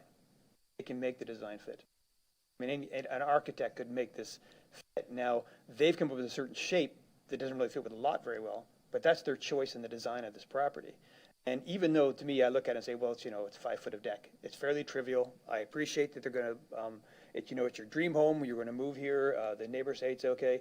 But we have these rules in place for a reason. And it's not just with these neighbors. It could be subsequent neighbors. We have an island full of houses that are non-conforming on lots because of our long history, but this is a new design. It just seems to me that it should be able to come up with a design that fits in the space they're allowed. Yes, I'd have to say that that was my initial inclination coming in, Bill.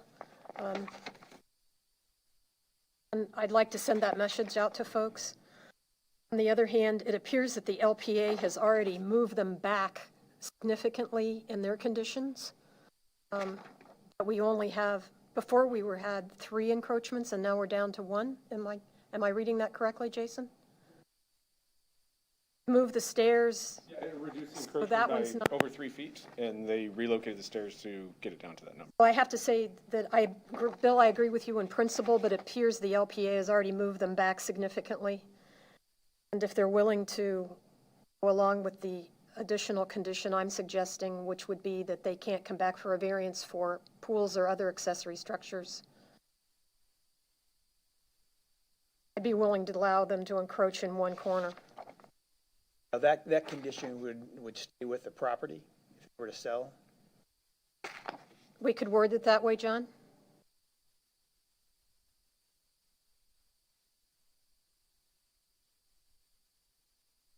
Further discussion? I share some of the same issues that Counselor Veach has.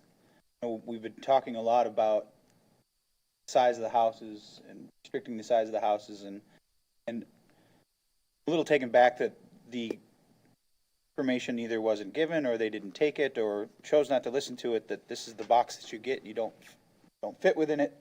Why that wasn't designed to fit within the box, I can't answer that. So I'm a little taken back by that, but as you said, Madam Vice Mayor, they did go through the LPA process, they did view it, they did move them back, and I'd be comfortable with seeing it move forward with the condition that you want to put in there. Okay.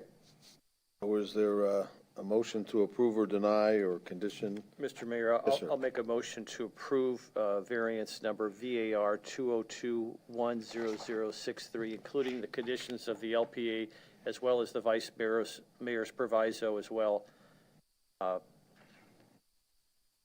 Amended. I'll second. That in all other respects, the applicant meets the criteria in the code as set forth in the staff report. Yes. Yes. John, just to clarify, I initially said pool, but I think it should be pool and any accessory structures. Yeah, any other use that has to comply with the setbacks. Thank you, because I know you'll be the one It's doing the writing. moved and seconded. Any further discussion? Any objection to the motion? Motion carries unanimously. Thank you. Well, we're going to take a 10-minute break right here, please.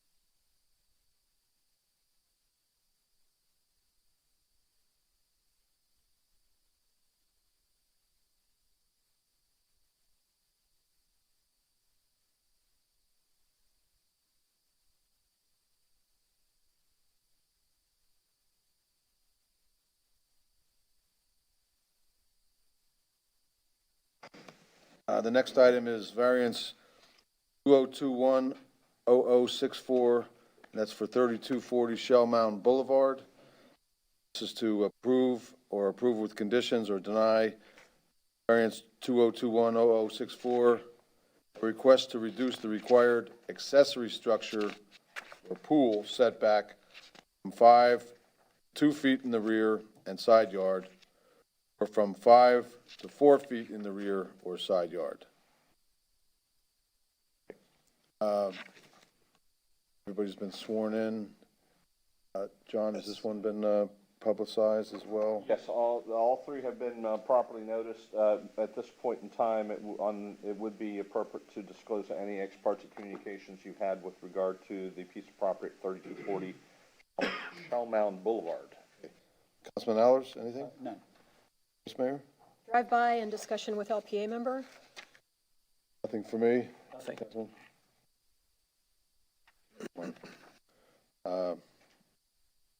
Okay, we'll go to the applicant. Yes, sir. Morning, my name is Armin McCormick. My wife and I own 3240 Shell Mound Boulevard. We bought it last year, December, and we're looking to put a pool. And we started the process in January or February. Looking for the variance. In the backyard, we have, well, an eucalyptus and the front shell mound.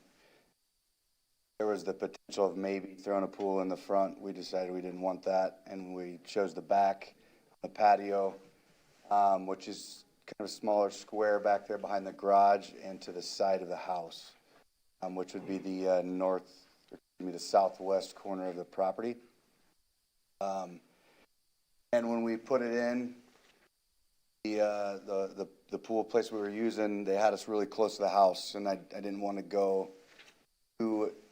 It was 2 feet from the house and 2 feet from the garage. And so I wanted to push it back so that we had 4 to 5 feet from the house and 3 to 4 feet from the garage. There was room to walk around the pool.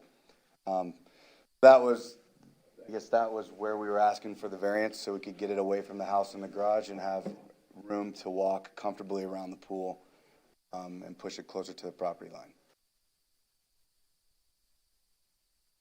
Any questions for applicant?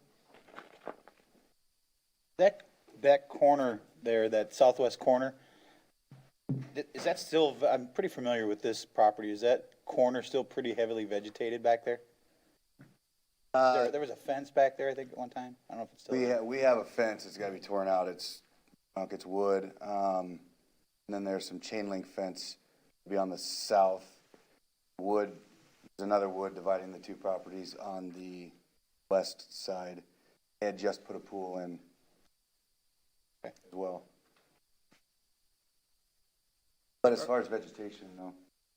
I guess, yeah, I would say the south house would be on the south corner there. Is that Madison? Madison and Shell Mound. He's got a lot of trees there, yes. Are your neighbors aware of the application, and are they supportive? I have not talked to the one neighbor. The other two didn't seem to have any problems with it. Tried to get a hold of one, but I wasn't able to get a hold. Did you consider making a smaller pool to get the space you need? Yes, we've looked at the smaller pool, and we feel like if we're gonna make it it would be 3 feet smaller on each side, and we'd probably just forego it and not do it. Any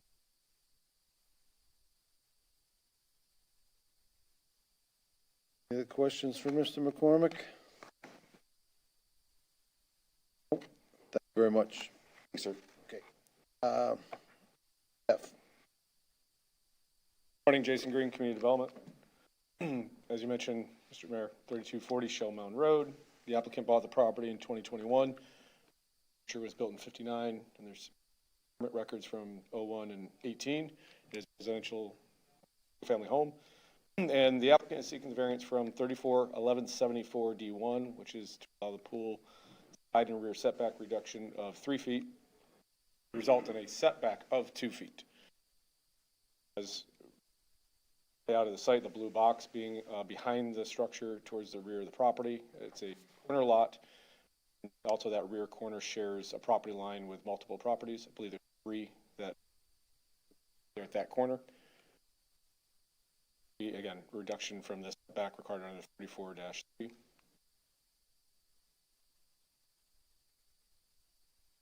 The LPA recommendation can be for the staff report. The LPA commented that they didn't feel comfortable with such a small setback, so they made a recommendation, 1-foot encroachment, variance of 1 foot for a 4-foot setback. Recommendation, or that motion passed 5-0. And they created some conditions, recommended conditions. Staff's finding. Wait, hold on one second, excuse me. Yes, sir, I'm sorry.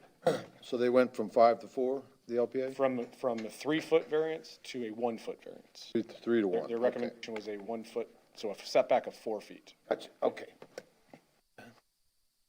Sorry about that. No, sorry. It's confusing when how much you're varying versus what the setback will You be. talk so darn fast, it's hard to Okay. hear you. The findings on page 3 in the staff report. Recommendation on page 4. Our recommendation was denial, to the point made earlier that they could design the pool to fit the setback. It is a 5-foot setback in both those side and rear property lines. A recommendation for variance, and the LPA's recommendation would be recommendation of denial. Sorry. Back to the site plan. Jason, with that pool right there, will they run into any issues going through the design phase of it with drainage? They could. That was asked at the LPA.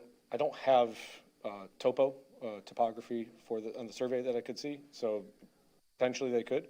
I believe the size of it would require a drainage plan for the whole site.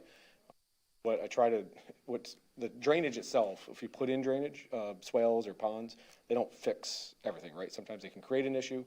I don't know the topography of the site, so there potentially could be. We always try to encourage it to be put in the ground flat, not any fill.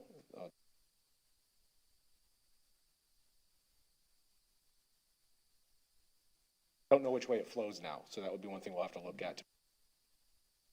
Listen, I can't see on the plans where the pool pump is going to go. Do you know that? I don't know that, but they could, if you're familiar with the codes, there's an encroachment into the rear yard that's allowed of up to 2 feet for the pool pumps. So they could be even closer to the property line in that back. I don't know where they're planning to do it. We have not seen design plans for this. I guess if we go with that, if we go with this, that's one thing I'd like to consider is that, because it's one thing to encroach upon your neighbors just visually. It's another thing with noise. Pool pump's going to be closer to the neighbors. Pools themselves, particularly if it's a vacation rental, it can be very loud just with the activity, let alone the. Could I ask the applicant just a couple quick questions? I'll come back up. Just 2 quick questions. Number one, is this your primary residence? Say that again, Is sir? this your primary residence? No, sir. Nope. Are you comfortable with the conditions that the LPA put on property? The 1 foot? Yes. We're comfortable with it. Thank you.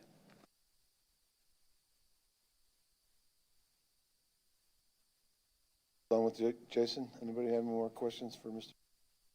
If I could, Vice Mayor's question about the pool pump. So the pool equipment has to meet the side yard back of a principal structure. Allowance for additional room or encroachment into the rear yard. So for the purposes of this, we were considering the property line on the right to be the side yard and the property line to the bottom to be the rear yard. So on the side to the right, it would have to meet the principal structure setback, but on the bottom to the south, it could be closer, I think is what you're concerned with. So, yeah, that. Located. If we go that direction, then I guess I'd want to add another condition for designating where the pump would go. So, Mr. Mayor and members of the council, I just want to make sure you heard the applicant's comment. He said he wanted to move the pool away from the house and away from the garage, which is creating the need from the setback. That he would have a 5-foot walkway, if I heard him correctly, separation. House and or the garage. So we could theoretically push it back towards the house and garage without changing the size of the pool and not need the setback, if that's the direction you would like to consider. What is this, what is the size of this pool? It's kind of awkwardly shaped. It's like 15 by 11. Seems so much bigger than that when it's, looking at the blue square up there. Right. It's a pretty small, there's a hot tub back there right now that's 5 by 5. Takes up a lot of the area in the back, yeah.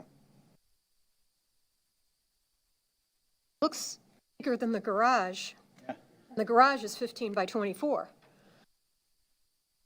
You can see the house, I think that's 24, is that right? 24 on the width of the house that's abutting to, so. Perhaps a specific size would be helpful. It's like, shows as a rectangle, but if you can see how it's like 15, 17, and 11.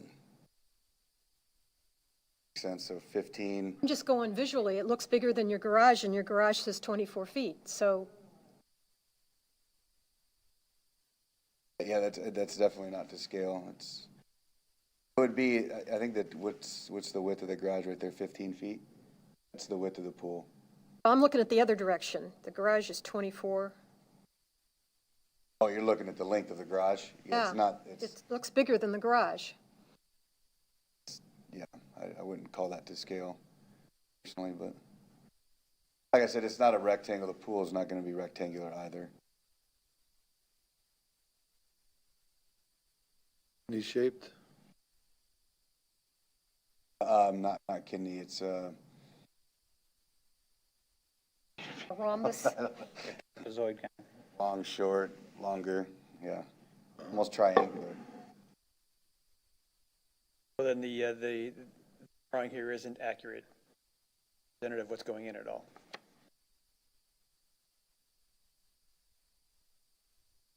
Would have been helpful, but, I mean, I've got it on my cell phone.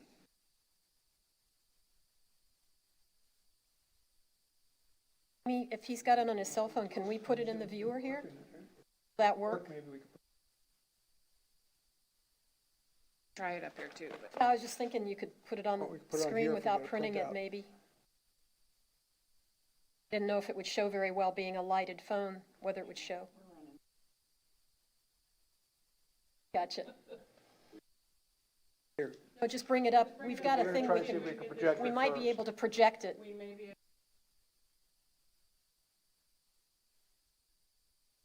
Okay. Bring a plane. It would be easier for you to print it, that's fine. We can use a backup plan.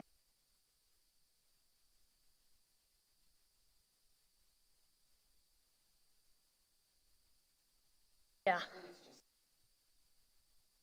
I forgot about our staffing issues today. I apologize for making the suggestion.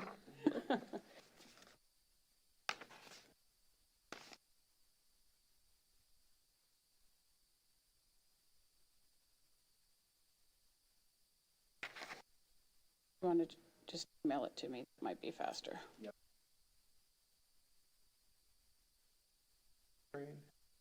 It's coming. Oh, there we go. Yeah. We got to move it back a little further.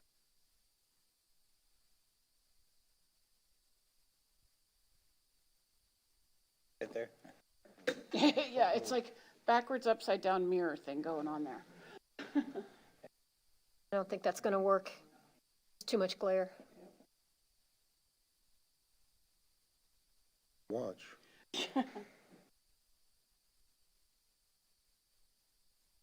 Just Amy, AMY.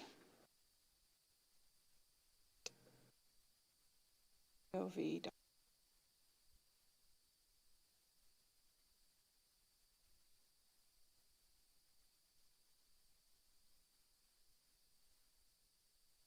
Just email it to all of us and we can just pull it up on our phones here and. I'll send it to you as soon as it comes through.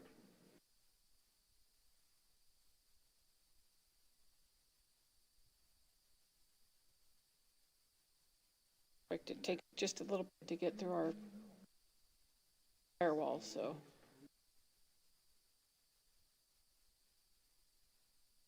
You have them emailing the council? Sending it to me, I'll send it to you.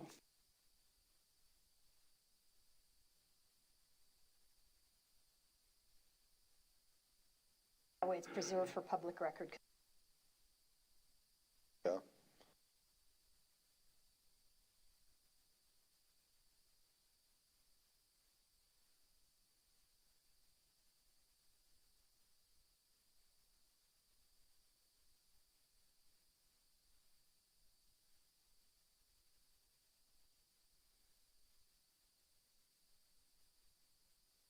Just to get through our fire. While we're waiting, Mr. Mayor, can I ask a quick question to the applicant? Sure. You had conversations with the pool company about potential issues with drainage, like I mentioned with, I'd hate for you to go for this entire process for them to tell you can't do it because the drainage is going to be a problem. She's had conversation. So, I mean, it was my understanding that if it's, Identify yourself for the record. Sarah McCormick, right? McCormick, thank you. It was my understanding that if the pool is less than 500 square, then it has to be more than 500 square feet. Yeah, just don't want them to have to go through all this. She's correct, and the code says if it's 500 square feet or more, or greater, then you have to do a drainage plan for the entire site. But that doesn't necessarily mean we don't look for drainage issues, to your point, I think, in that if somebody was gonna bring in 2 feet of fill to raise that pool up, we would have concerns about that. So while it's not necessarily a drainage plan that's required, we wanna make sure there's no pounding water on a neighbor, or something like that. So it's not specific to the 500 square foot. We look for that type of stuff just to make sure there's no. We always try to condition these to be at grade, flat, so we can avoid. Again, to your point, I don't know what the topography is. I don't know if that's the low area. I don't know if that's the high area. I don't know. I just get worried sometimes when you talk about raising pools up. You know, we look across the street every day during the rainy season. We call Lake Avenida, you know, because the pool got raised and everybody's yards are flooded now every rainy season. So the drainage plan part helps, but it doesn't solve all the issues that types of projects can cause, correct? Well, and just clearly from a common sense perspective, clearly the closer it is to your neighbors, the more of a chance they're gonna be impacted than if it was further away. I've had a similar experience at a house we had where someone put in a pool and didn't raise it very much. It worked as a dam. Our yard from draining.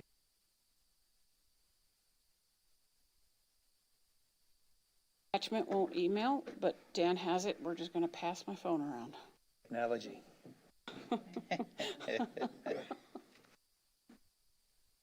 It's a 3-foot walkway around between the house and the pool, not a 5-foot. What it looks like on the picture here. Okay. You have to go to the microphone. 3 feet. You have to step up to the mic. You have to step to the mic. That's correct. It's 3 foot on the house and 2 feet on the garage. Without the variance.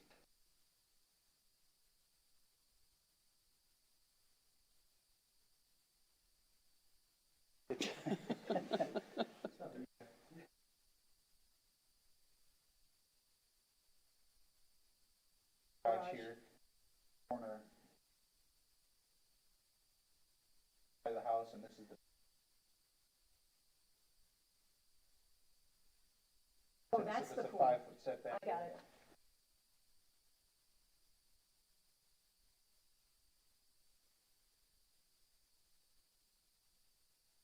This is the corner.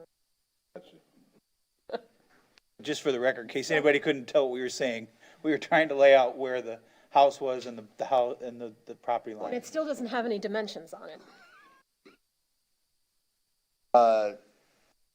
The house just shows 24, and then there's Lose it. I have it, I have it. 4 squares. Other stuff you have on your phone, no, I'm just kidding. Side's 18 by 15, and then the west corner would be 11.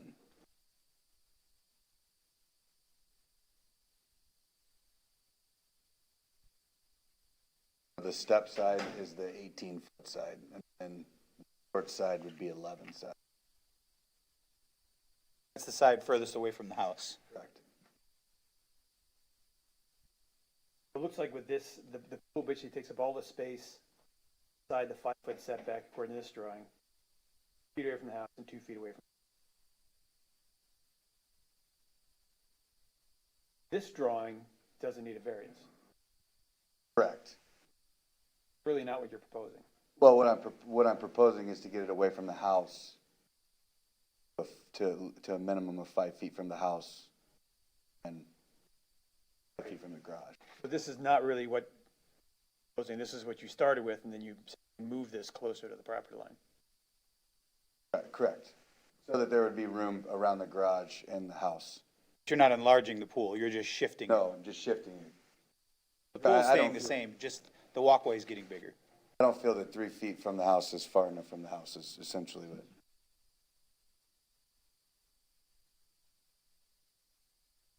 I'm diving off the deck into the pool. There is a door that goes from the house. There's a door that would go directly into the pool. Then if you were to open the door, it would be almost on the pool if we were to. And are there any ADA requirements for a pool as far as how far it needs to be from a house? Yes, sir. Well, Private residence. not that I'm necessarily aware of, and it's not a criteria for necessarily consideration by the council and granting a variance. There may be a building code requirement. I don't, Yeah, so maybe. a building code requirement, Jimmy? Not that we're aware, I think it's exempt because of the single-family nature of it, but we could check that. We've been generally dealing with, there's an interpretation done a couple years ago about a minimum of 15 inches from the edge of water and out surrounding a pool, calling that basically the footprint of the pool. Everything beyond that is a paver or a deck or some other type of structure. So 18 inches was based on my understanding from the building department that was a for safety kind of grab area. So obviously, most people want more than 18 inches. Then they add pavers around that. Jason, what page is the LPA recommendation on? I've lost it. 5 of the staff report. Let's see.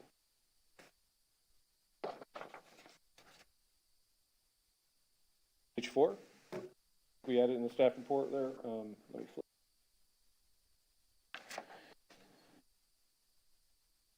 For the conditions, I believe. That's 224. 24. Yeah. Recommended conditions, it doesn't say those are from the LPA, though. Those are the ones from the LPA? Yes, I believe so. Because our recommendation was denial.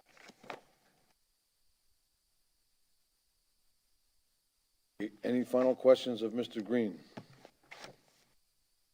Thank you, sir. Bring it back to the council. Any further discussion, or does anybody wish to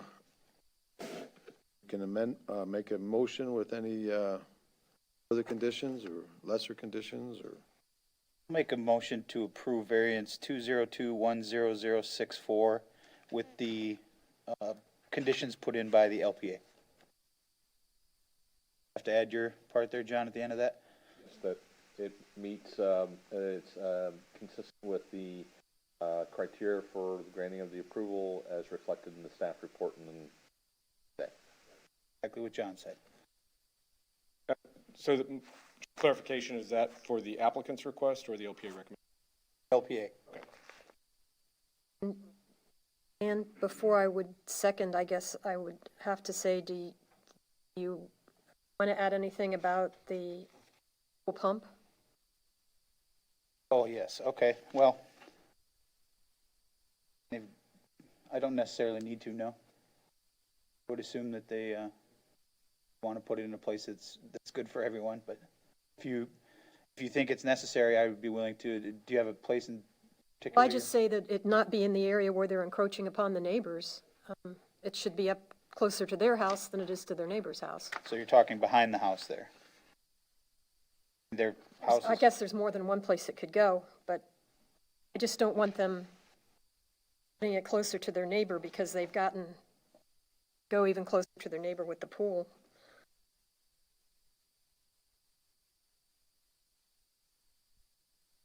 I mean, we really don't have a good drawing to know exactly where it is, so I can't say where I want to put it, so. Make a suggestion, perhaps? Yes. The house and garage side of the pool is where it shall be located. That would be a good way of saying it. For the record, let me, to the extent of the, I apologize, to the extent of the motion, as presented here by the applicant, because staff report actually recommends denial. I mentioned in staff report, so you may want to amend the motion to reflect the applicant has carried their burden of showing compliance with all the criteria. Would you like me to start over? No, that's, as long as that's reflected, that it's, we make reference to the staff report, because the staff report is recommending denial. And I guess I will amend my motion to say that the pool equipment cannot encroach any more into the side or rear setbacks. Is that the best way to say it? Well, Jason had suggested that pool equipment have to be near the garage or house. Near the garage or house, but It has to be garage or house side of the pool, as opposed to being property line side of the pool. oh, I got it. Okay. Okay, I mean, listen, honestly, the AC is, I think you told me, is on the west side of the house, so you've got a lot of equipment and power and stuff that you got to get from there, so it probably makes sense. Garage or house side of the pool.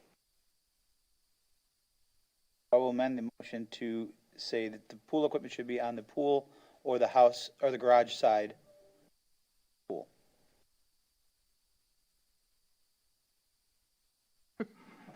And I'll second, Okay, with the LPA conditions. moving second. Discussion?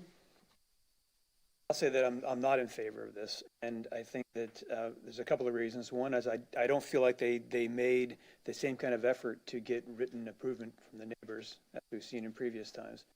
I also think that it doesn't seem like the plan is really consistent with what they want to do. So I don't really, it's like the applicant is not really very well prepared at what they're trying to ask for. I also think that talking about a foot and this being bound by the house and the garage is going to be very loud in a vacation rental. And I don't know if the neighbors really understand what's going to go in, how it will affect them. I don't know if that's really been properly vetted through the neighbors. In principle, I agree with you, Mr. Veach, but you could build a pool anyway that's going to be just as loud. Can't stop them from building the pool.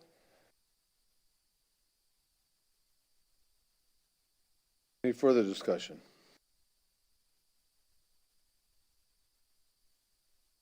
Roll call. Aye. Aye. Aye. Motion carries 4-1 with Councilman Veach dissenting. Okay. That's that. We're going to move, go out of, no, we're going to finish it. We'll finish this up. Okay. The next item is D, the variance 2021-0066, which is 4969 Estero Boulevard, accessory structure in front of a principal structure. This is to allow an accessory structure, a pool, in front of a principal structure. Sir, you're the applicant. Come on up. Morning, everyone. My name Morning. is Say it again. Armando Barba. Armando. Buenos dias. My wife and I purchased the property in January of this year, and we'd like to put in a pool. Technically, it's not in the front of the property, it's on the side, because our home doesn't face Estero, it faces Madera. No, the property, the address is Estero, and that's basically why we're here. It's the first building when you're going into Madera on the left, the Barker? Barter's, Bob Barter's home, yes. Okay. Questions? So your property's on Madeira and Estero, and the front of the house is considered Madeira? Yeah. And so the pool is actually going to go in the side yard then along Estero? I'll ask that to Jason. Is this your primary residence? Have you had any conversations with your neighbors? I have not.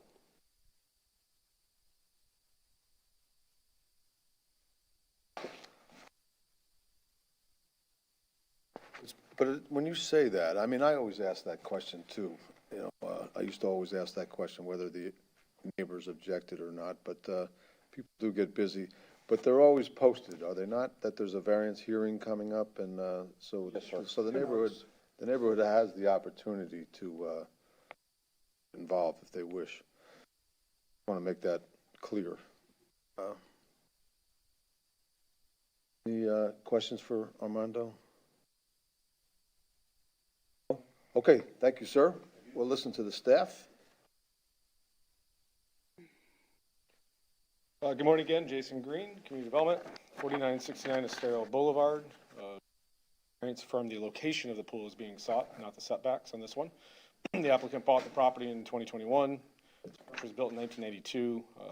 The history on it has permits in 02, 04, 21. It's a residential single-family structure. And again, the variance being requested is from 341174B, which is to allow the pool forward out of this principal structure. As if you look on the site plan, it's approximately 30 feet proposed to be set back, so it does meet the setback requirements. But again, to your conversation earlier, both of those right-of-way are front yards by our code. In order to have it on what he's calling the side, we treat it as a front yard. You have to have a variance from this section. Again, it's not a setback variance, it's just a location criteria variance. As was mentioned, the pool, Boulevard, it's outside of the setback, but in what we call the front yard, or street yard, I should say.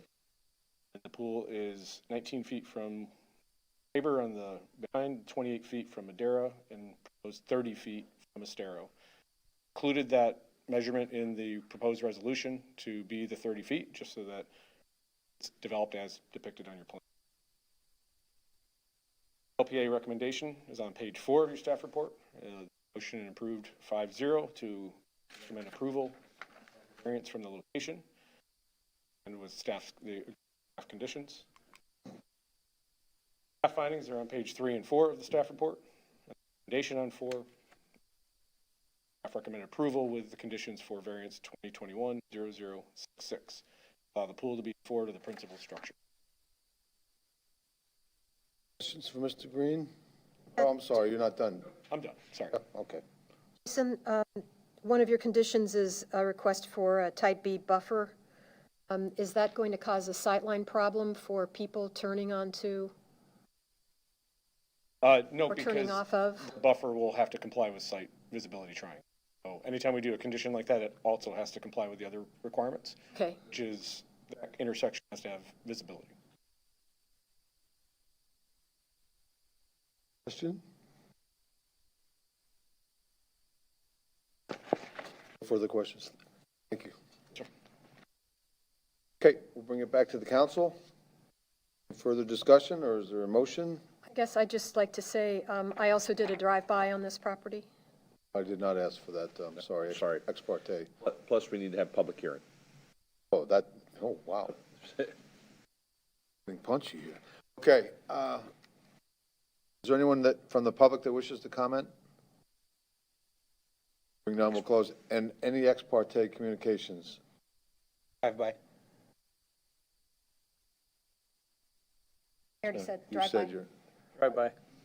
drive by it every day, but anyhow, I never really took notice, but, okay. Now, bring it back. Further discussion, or is there a motion? Make a motion to approve variance 202-10066, the staff recommended conditions. I'll second that. And it meets the criteria in the code for the granting of the variance. You write that down. Presented here today. I think we all need a little card that says that, like, I can provide the, if the. Please do. I just put it in the notes, that'd be great. Yep. all right, you can tape it up here. Okay. It's been moved and second. Any further discussion? I would just say, Mr. Mayor, just about your point about, we do publicly notice these things, but I'm sort of old school. I just think it's nice neighbors to talk to your neighbors, just walk around, knock on the door, and let people know what you're thinking about, get some input. Again, I'm maybe old-fashioned, but I just think that's a nice way to proceed and can always be helpful down the road. So, but anyways, just thought I'd say that. But No, I agree with you. Okay, any further discussion? Any objection? Motion carries unanimously. I think we have to roll call it. Oh, roll call, I'm sorry, yes. Councilman Allers. Aye. Aye. Aye. Motion carries unanimously. Good luck with your project. Okay, now, the people that are here in the audience and so forth and so on, we're going to, on the administrative agenda to item F, and that is to allocate and appropriate funds and approve the supplemental task authorization number 1 in the not-to-exceed amount of $212,000 for design and permitting of the Estero Island Shoreline Protection Project.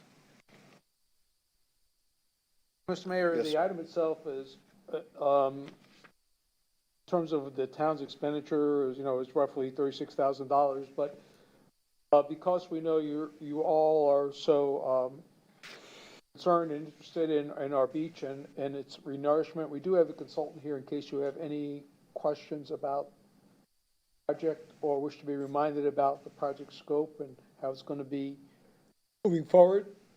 If you'd like, we could just bring Mike up to the podium real quick and just give you 2 or 3 minutes. That'd be great.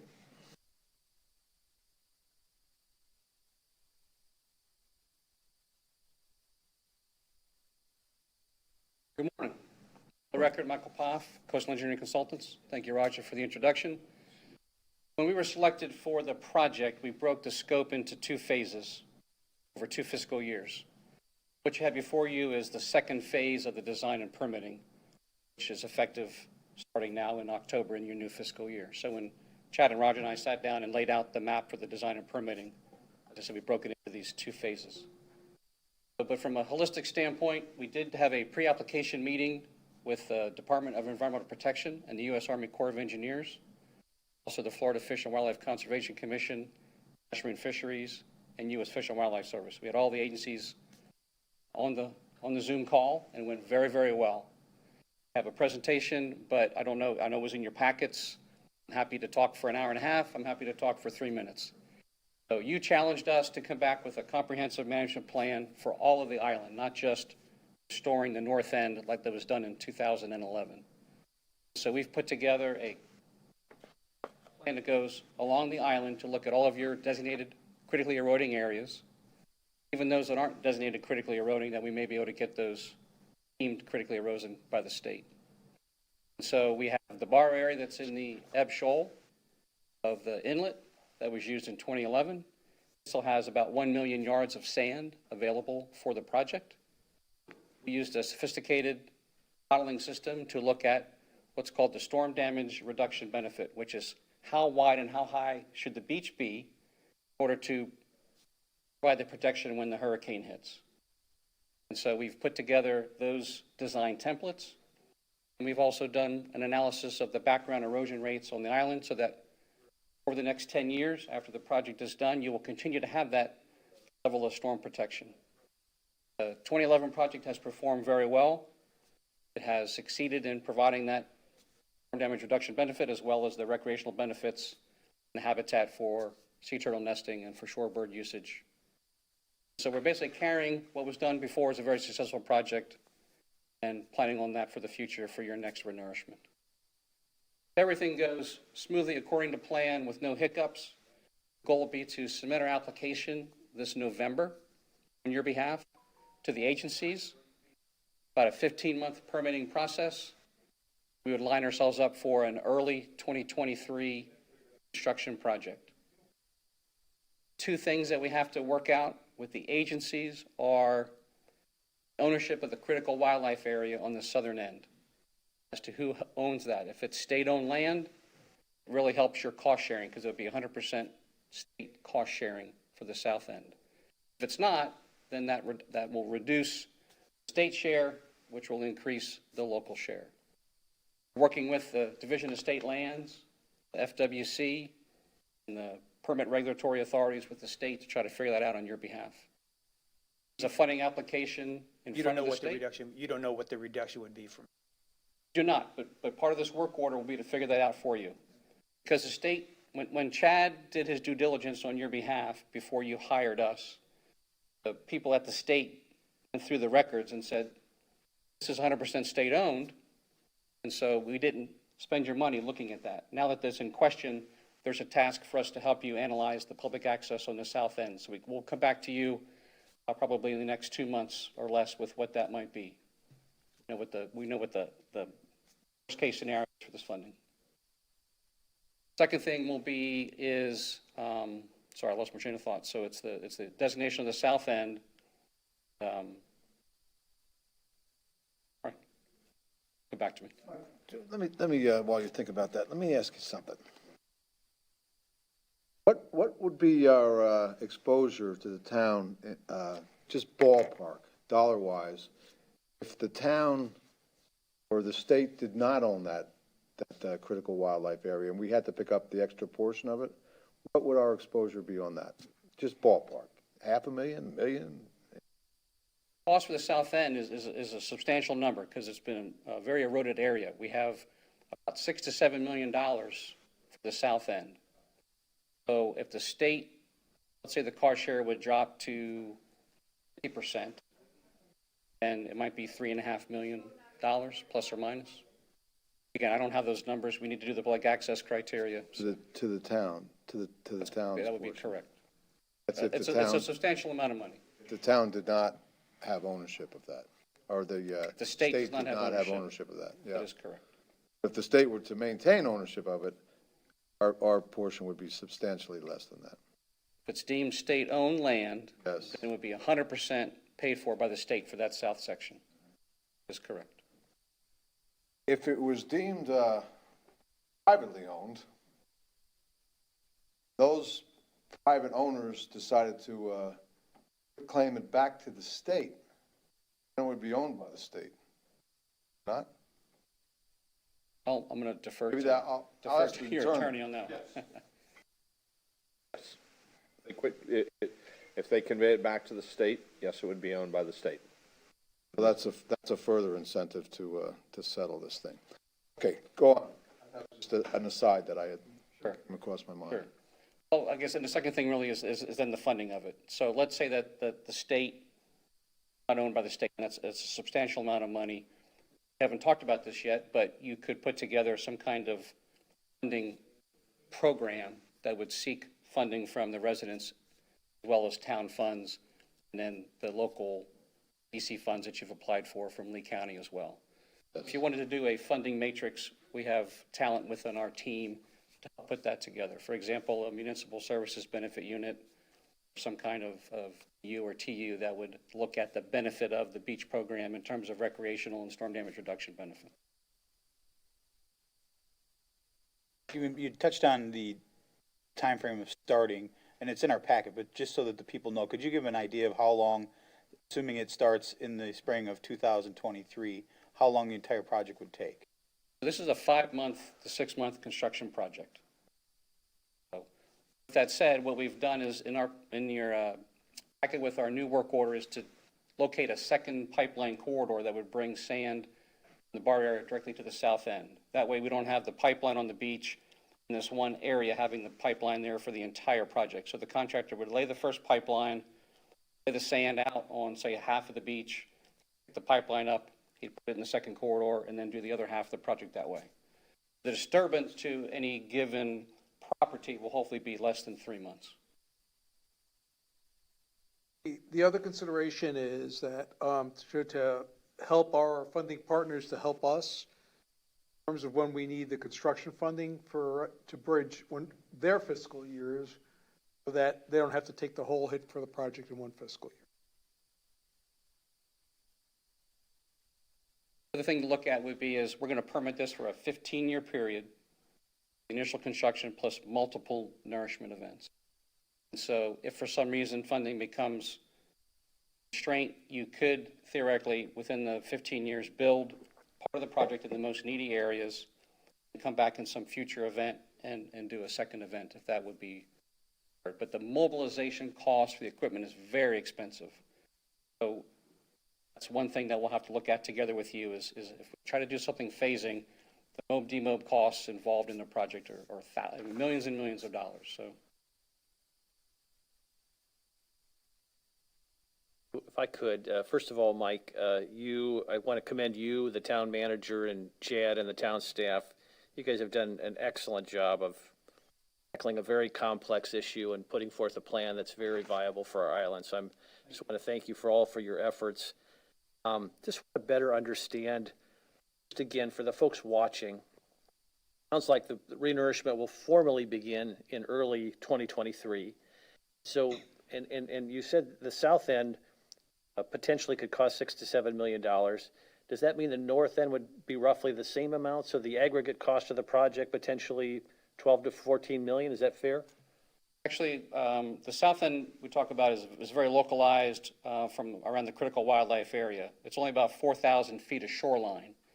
So the total project cost is around $23 million. If we were to do everything, the Cadillac project, you put all of the advanced nourishment, all of the extra storm protection, all of the extra sand to last that full 10-year period. So then the north and central would be 16 million and the south end would be the 7 million. And those are round figures. And some of that is, and I'd yield to the vice mayor, because I think it'll be wonderful. Your timing to be back on the TDIC will be perfect by then, because you'll be back on, I think.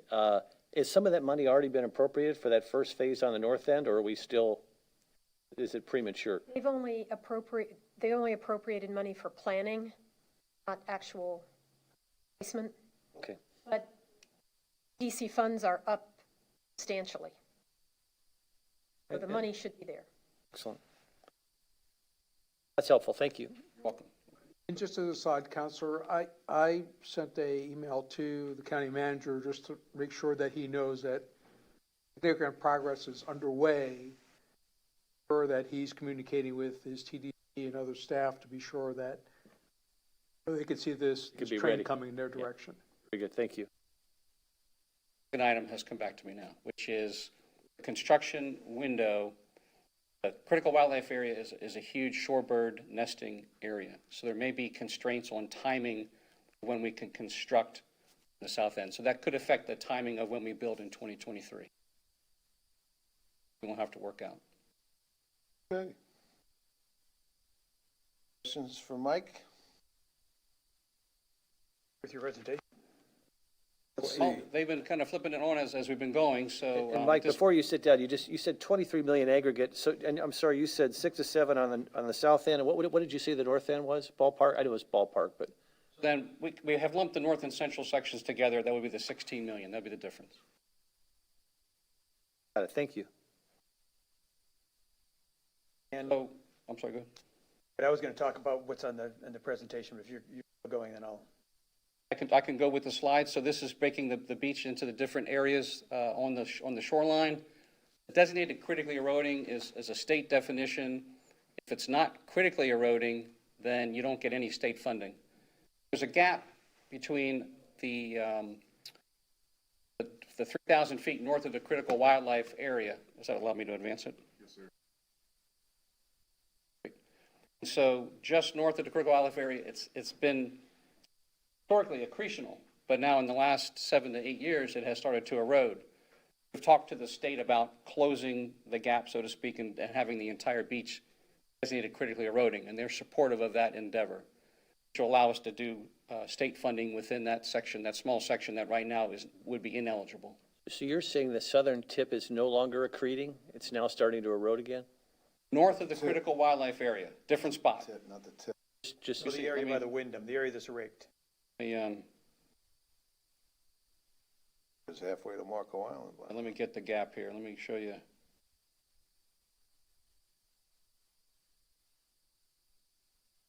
Okay, so when we talk about the north end, so this is, the original fill limits went from the terminal groin to about 1,000 feet south of the pier. That's what we affectionately call the north end. That would be repeating the project from 2011. But you said, let's do a comprehensive plan. We continued and looked at the central section. Central section has been benefiting from all of the nearshore placement of the Matanzas Pass dredging that the Corps of Engineers does. It's very low in elevation, so we still recommend adding sand in this area to bring the elevation up for that storm damage reduction benefit.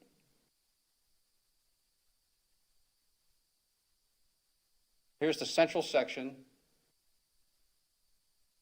We end the beach fill, what's that street name right down there? Narc. That's where the erosion control line ends, which is where the designated critically eroding limits end. So for now, the beach fill ends at that point, but you know that there is this area. So this is the area we're talking about that had a lot of accretion, but now it's starting to erode, and it's also very low lying. There's like a pond area. So what we'd like to do is fill in the pond.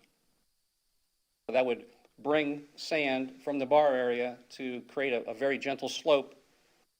Get rid of the ponding area. It'll be good for storm protection, good for recreation, good for all of the species that do the nesting out there. Just a point, because this area is also an area that is regularly raked. And a lot of times those areas that are raked and don't have any vegetation, settle. So it's something the town would pay for, and it is partially the result of the property owner's actions? The decision for you all to consider. Right now, our focus is getting it designated critically eroding, but we can at least get the state car share if you choose to go ahead and pursue it.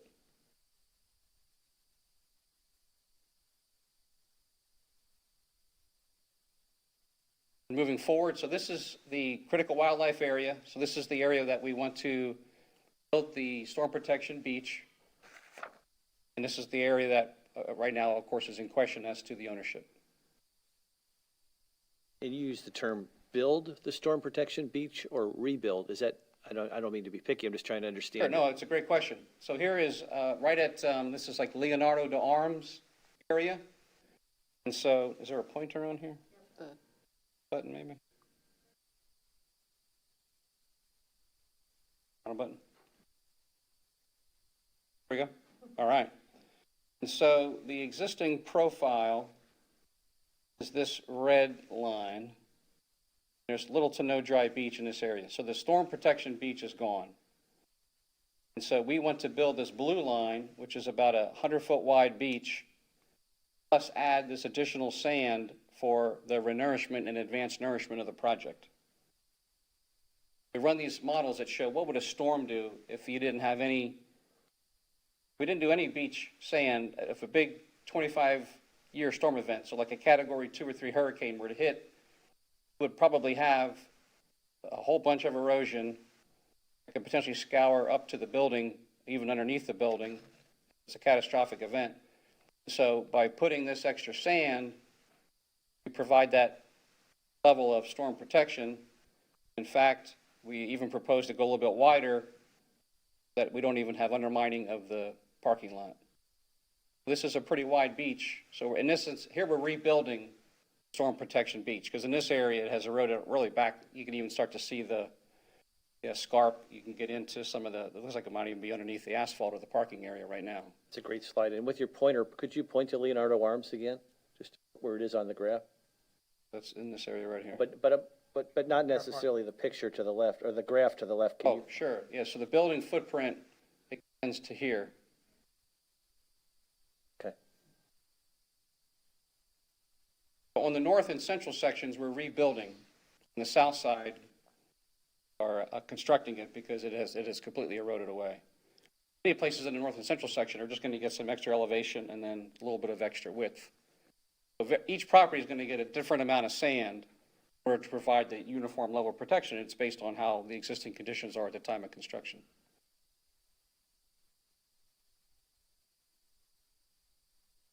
That's what the beach looks like on the south end.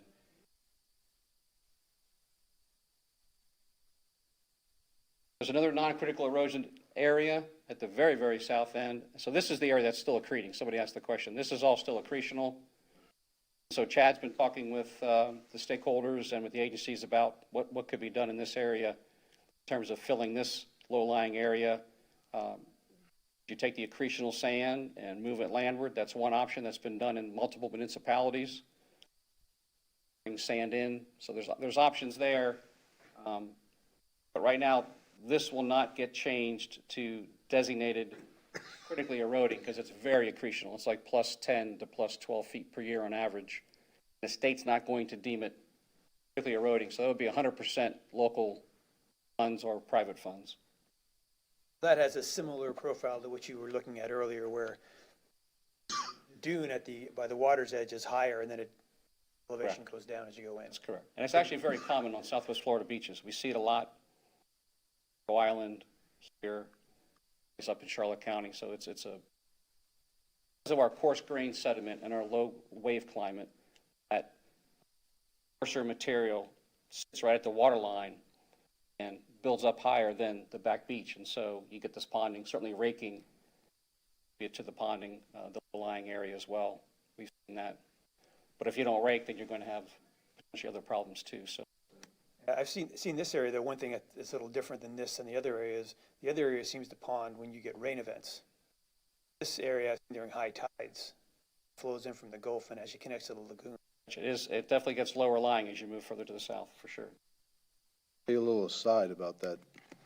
All of those homes from the end of the island, Island's End, Carlos Point, and then the condo there, then all the single-family homes north of that Sorry. were all seawalled. Everyone had a seawall out in front of their home, Yeah, back in here. behind their homes. Yes, Castle Beach is the condo. They were all seawalled. I used to walk up that beach, and on a low tide, there was probably 10 feet in front of that seawall. At a high tide, of course, it was lapping up against the seawalls. So there was no beach there. And when we built Island's End down in the south end, we were concerned that there was so little beach there, we were concerned that we'd have a hard time selling the units. And now, you need a shuttle to get out to the beach from there. It's amazing what it does over time. Sure. Well, Little Estero Island was an island, if you recall. Yes, Not I too do. long ago. And so Yes. obviously, once it attached, all that sand became a sand source to feed this beach. So It's constantly changing. It's dynamic. it's about the one thing I can guarantee you, tomorrow the beach will be different than it is today. Exactly. You're right, Mike. All right. I could just have a couple more slides. Bar area. There are some anomalies that they could not identify. We're going to repeat some of the surveys. They were magnetic anomalies. So these are avoidance areas in the bar area. Our team, we're going to rerun that survey now, 16 years later from the original, just to see if any of that debris is still there. Magnetic anomaly, so that means the material is not suitable for. Exactly. Or it could be some kind of cultural resource. I don't think there's any pirate ships or gold doubloons down there, but the archaeologists who do the surveys, if they can't identify it, then they have to put a buffer around it. So these are buffer areas that we currently won't be able to dredge. Now, if we run the survey and those anomalies are gone, that means there was some kind of modern debris, maybe debris from, actually from a storm event, or something fell off a barge or something and is just sitting in the sand, and maybe Mother Nature's moved it on. So A lot of stuff buried down there over the years. Well, Spanish galleon or two would help pay for the. here are the critical sections. I can just fly through this stuff. So we talked about different corridors, and so mapped from the bar area directly to the beach. That's what they used in 2011. Talking with Chad and Roger, we decided to go ahead and do the south end. That way they can direct access to the south part. So they'll lay this pipe, build a good chunk of beach, and they'll lay this pipe, build. So that way we're not on anyone's beach for the whole length of the project. Tarpon fishermen will have to be careful at that time of year with all that pipe out there. There's the corridor. How's the borrow area selected? Because it's the same borrow area we've been using for different. It was the one that was used in 2011 for the design of the original project, and it was designed for multiple projects. Okay. We're just taking advantage of the fact that it's already been used and permitted once, so it makes the permitting process much more streamlined this go around as well. Here we are. Okay. Any questions for Mike that we haven't gone over? Mayor, I want to thank Councilor Idaho for his kind words, but I also want everyone to know that this council and previous councils have made it a point that beaches are really, frankly, our most important asset, and we need to do everything we can to keep its connectivity and to make it an absolute beautiful place for people who live here, people who work here, and people who visit here for now and the future, and we're deeply committed to that concept. Here. Good.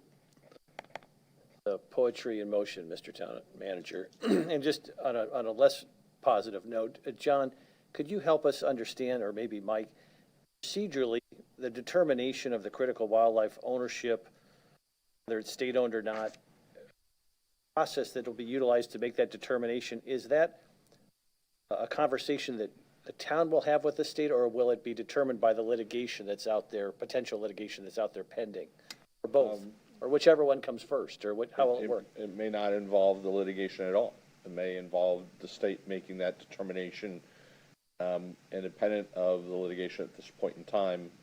If that's the decision of the state, then presumptively the process would continue. They would make that formal decision based upon a request from the town, or a query from the town, or how would it work procedurally? Yeah. Yes. I mean, that's part of the process that's ongoing. Thank you. And let's say, because I know that, down by the critical wildlife area, one of the most seriously eroded parts of the beach and risk to property owners and structures is the Leonardo Arms, particularly that one building. If we don't get state funding, then is there a mechanism where we could solicit contributions from the property owners?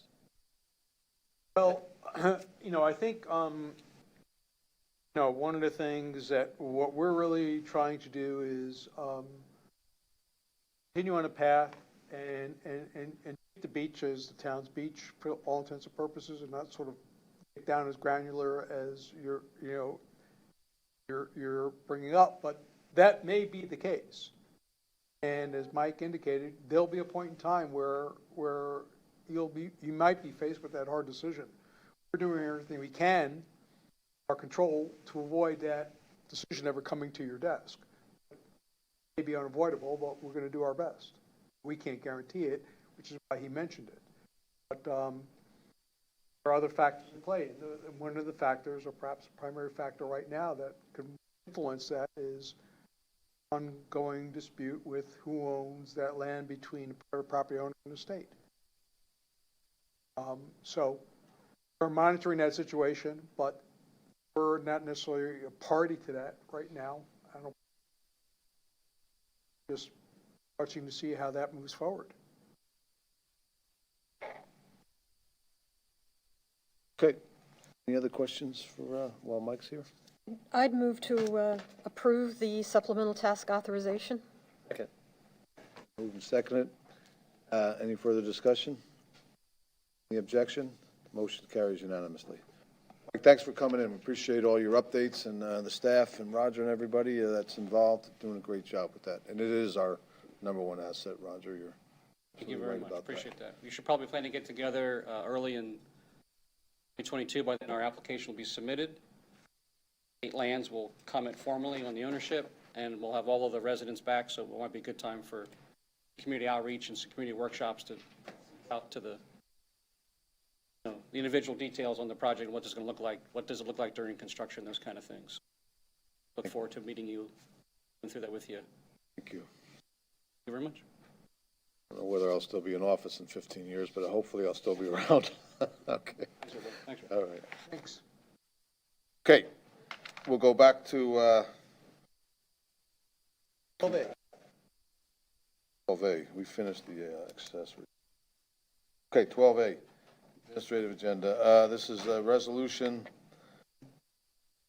to allocate funds for the purchase of a restroom trailer from Ready to Go Restroom Trailers for Palm Avenue Beach Access, the amount of $70,600, utilizing Tourist Development Council funding as budgeted in fiscal year 2020 budget, piggybacking Florida Sheriff's Contract FSA 20-EQU 18.0 heavy equipment.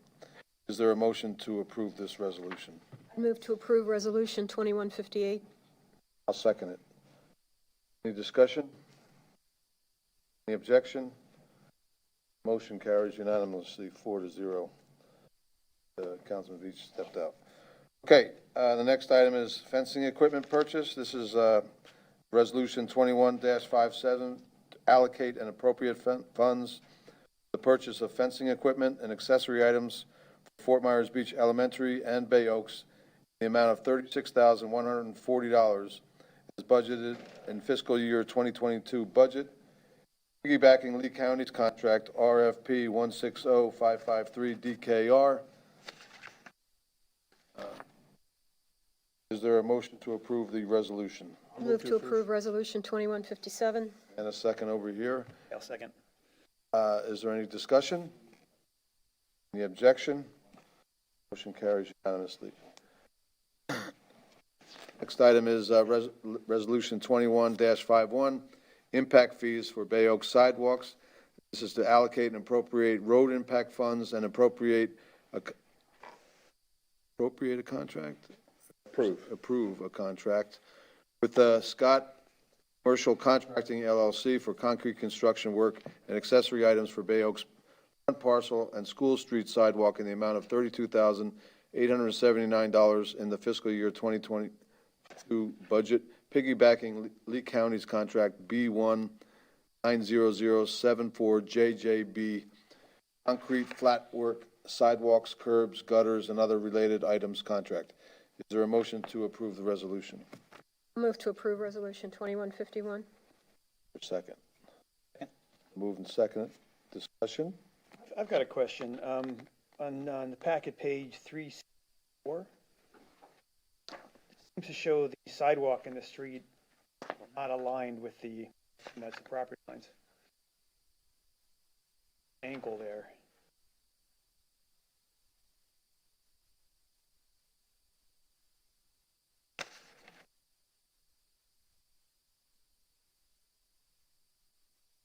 Where are you, at the top of the page? 364, it shows Estero Boulevard and I assume School Street. Yes. And it shows a sidewalk going in an angle, and the street going in an angle compared to the property lines.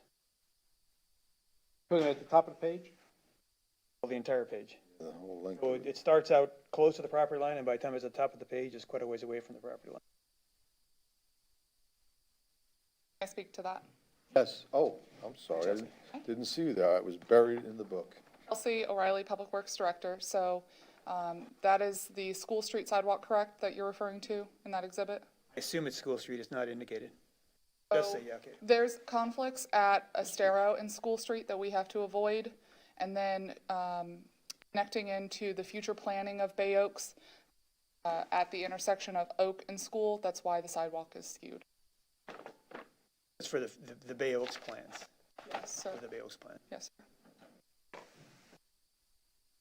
Right? Yeah, the future sort of circular part in front of the new community building, that dead center of that intersection, so it has to be skewed toward the lines.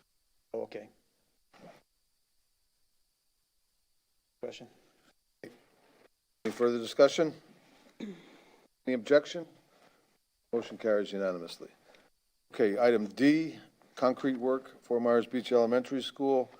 This is to approve Resolution 21-56, allocate and appropriate funds for contracting with Scott Commercial Contracting LLC for concrete construction work and accessory items for Fort Myers Beach Elementary School, the amount of $27,758 as budgeted in fiscal year 22 budget, piggybacking Lee County's contract B1-90074 JJB, concrete at work, sidewalks, curbs, gutters, and other related items contract.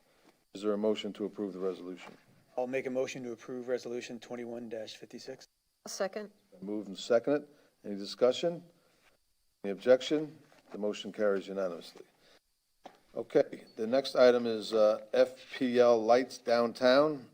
This is authorization to install roadway lighting on Crescent Street, 1st Street, 2nd Street, 3rd Street, and 5th Street in conjunction with the downtown sidewalks project. Is there a motion to approve the installation of this lighting? Well, Mr. Mayor, I think just we have to have a little bit of conversation here. So in the past, kind of used sodium vapor lights, and then on the side streets where we had lighting on FP&L poles. And when opportunity arose, we would replace that with LED lighting. However, this is a little different bird because in the numbered streets area and Crescent, in that area, besides doing our water and stormwater project, we're installing sidewalks for connectivity. So because we're doing that, that's raising the question of street lighting from the standpoint of, obviously, we would put the conduit in, where the pole boxes and poles might go with that street lighting. And then, of course, where those pole boxes and poles might go is a function of what type of lighting you would like to see us use at that location and perhaps prospectively as we talk about the side streets.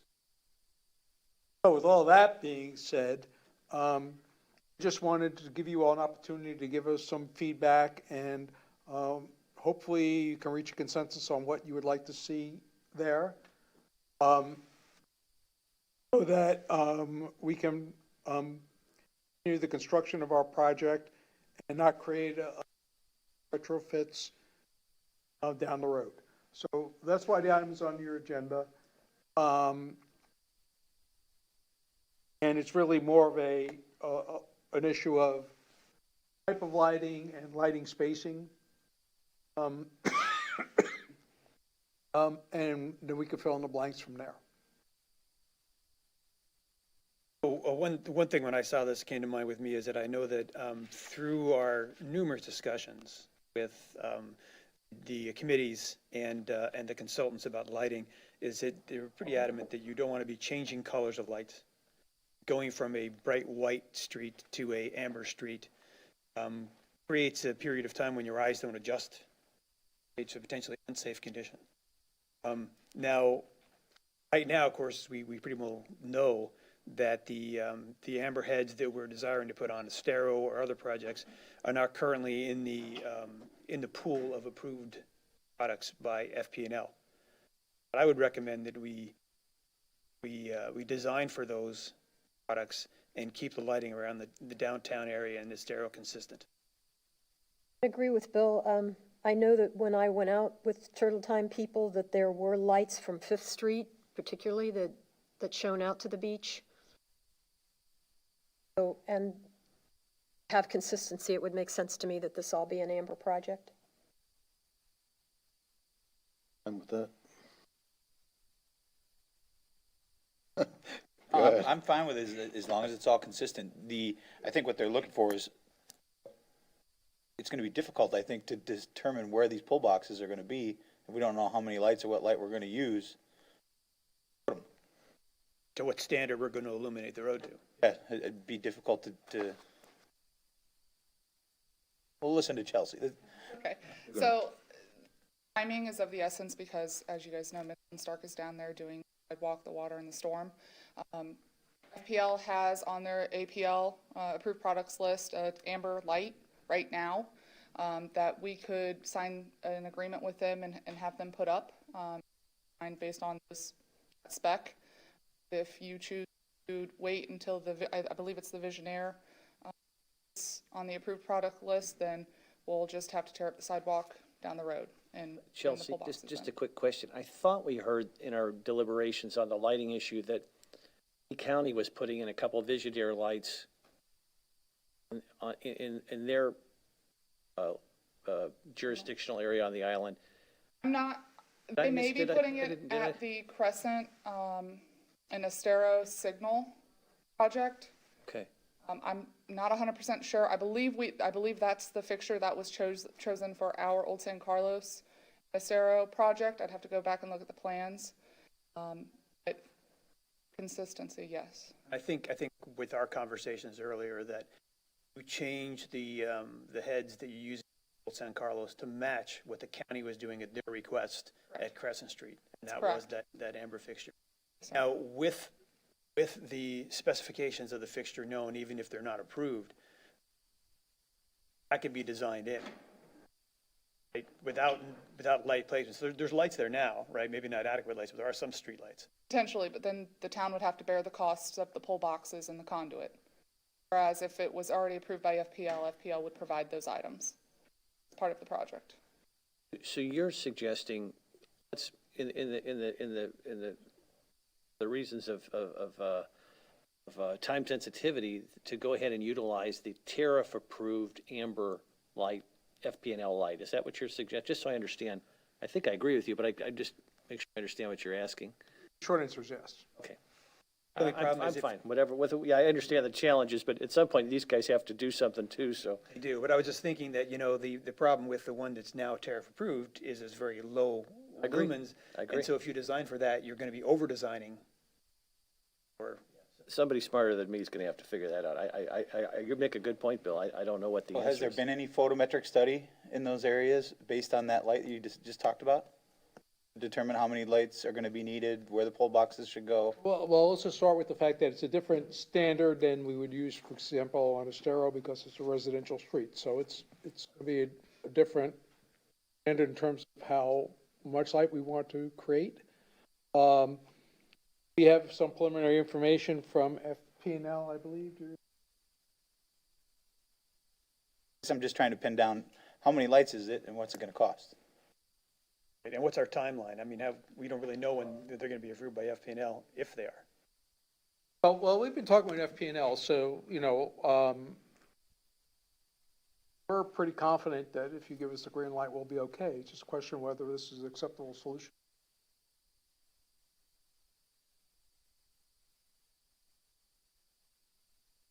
So there are no lights on the numbered streets right now. The lights are for the bridge.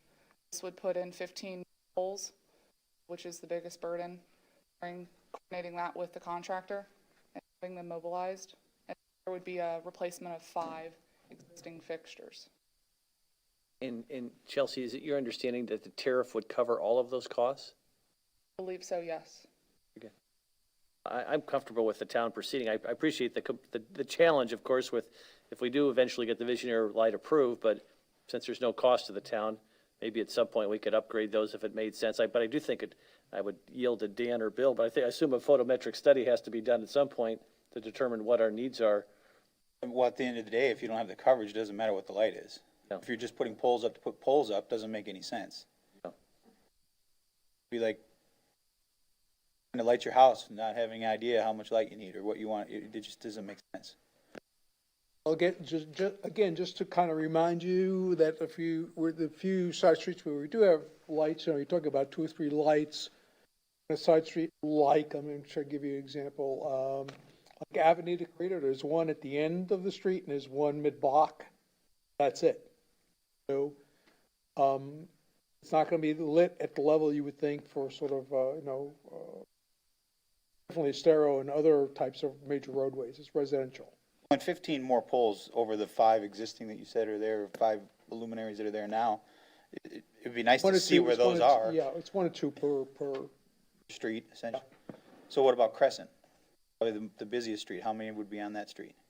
I don't know that we know that. Do we know? I'm not opposed to anything else. I'm just curious as to where they're gonna go. Is there 3 on each street? Is Crescent getting 5? Is it? Because I'm quite certain we'll get asked that question. Well, I mean, we can get into the engineering now that we know that you've picked a fixture. Well, I assume, no, the 5 of the existing ones are along Crescent. That's where there's a power line running down there. Light is Margaritaville going to throw? The space station. All right. Any more discussion? I move to approve the authorization. Second that. Further discussion? Objection? Carries unanimously. Okay, we'll go down to item G, Tier 1 Water and Stormwater SRF Supplemental Task Authorization, ABA. This is to authorize the town manager to execute an agreement for Tier 1, 17 side streets, water and stormwater SRF technical services during construction in the amount of $157,050 on proposal 240-000-0114 with Angie Brewer and Associates. Is there a motion to authorize the town manager to execute the agreement? So moved. Second. It's been moved and seconded. Any discussion? Objection? Motion carries unanimously. Next item is H, Resolution 21-52, Estero Boulevard Lighting Recommendation. This is to approve Resolution 21-52, Estero Boulevard Roadway Lighting, Safety Lighting Recommendation, ratifying the decision made at the October 7th Management and Planning Session to recommend to Lee County to install amber lighting along Estero Boulevard that functions as an arterial roadway in its day-to-day use and authorize the mayor to coordinate implementation. Is there a motion to approve the resolution? I'll make a motion to approve Resolution 2152 that we received today with the changed wording from what was originally in the packet. That's what I was going to say. I'll second then. Okay, it's been moved and seconded. I have some changes that I made, because probably like a lot of you, when I read the packet with the original one, there were so many edits. I didn't see the resolutions being viable. So I wrote up alternative whereas clauses that I'd like to hand out to the council for consideration. Okay.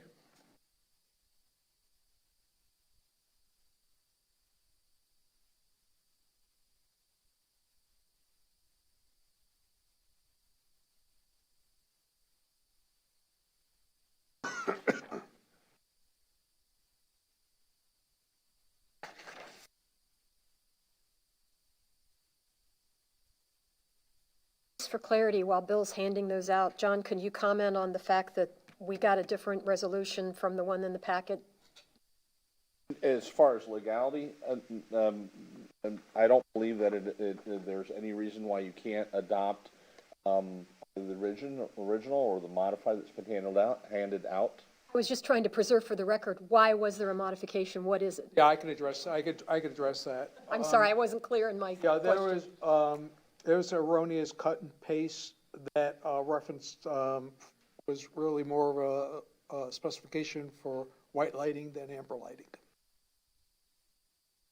And I'll just point out, the reason why I wrote this up too is I figured, that the town, the committees, the staff, the consultants went through a lot of time went through a lot of rationale to why we went the way we did.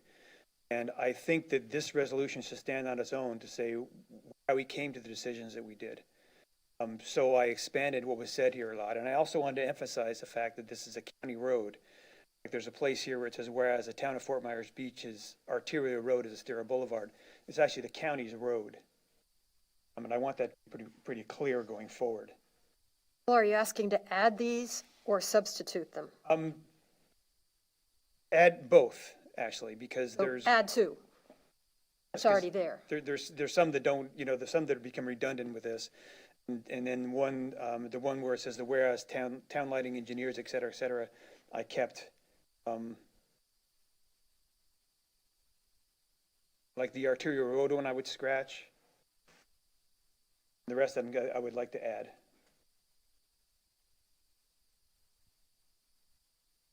Can we just make it easier? So the first whereas on the town's substitute is good, Bill? You have any questions? Yeah, the for one that about the statutes, that's pretty boilerplate. Okay, and then Article 10, the second one on the town substitute? Again, pretty The boilerplate. third one that you want to replace? Yes, Okay, the fourth one you're good with? yes. Okay. And the fifth one, do you replace that language with one of yours? Yes, That one would come out, the proposal, and the sixth you're okay with? yes. Okay, just to be clear. Last one, the only change I made on the seventh one was to add amber LED shielded fixtures.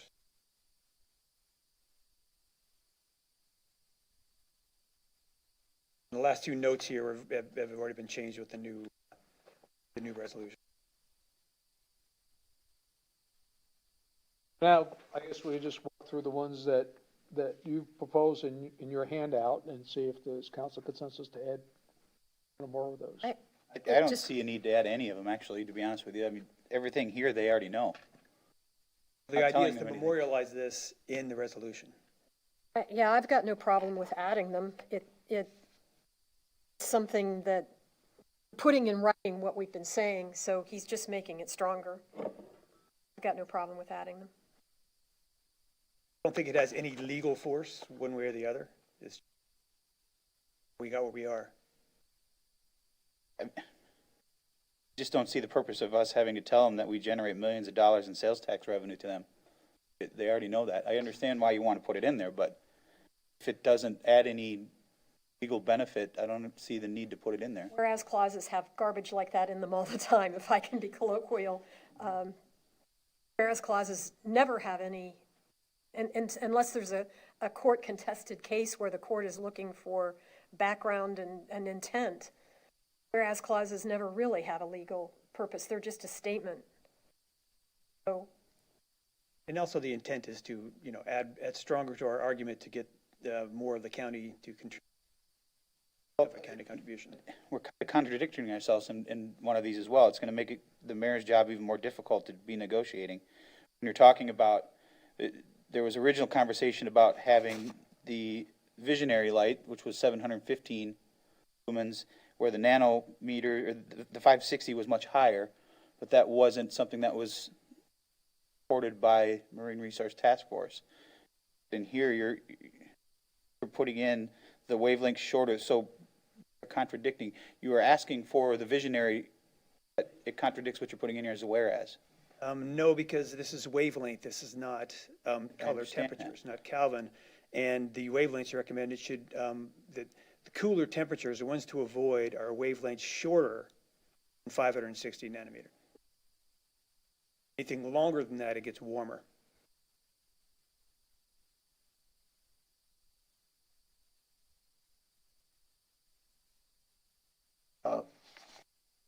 Well, I don't have any problem with adding these in resolution.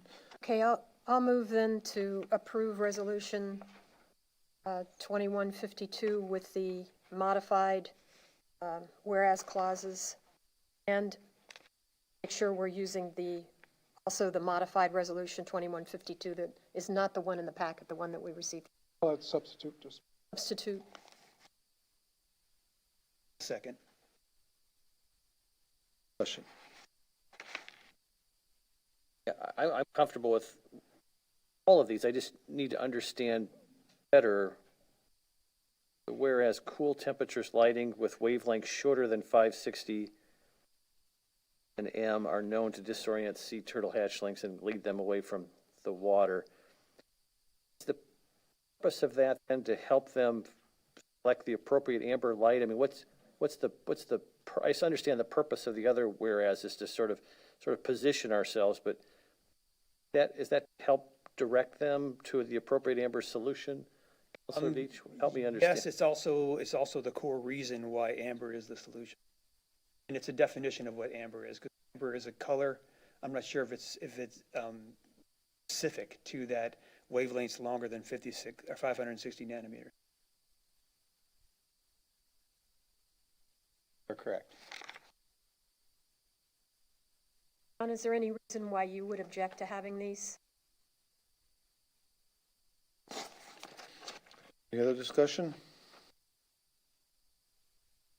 Objection? Motion carries unanimously. Resolution. Okay, the next item is final public comment. If I'm not mistaken. Is there anyone who wishes to speak? Yes.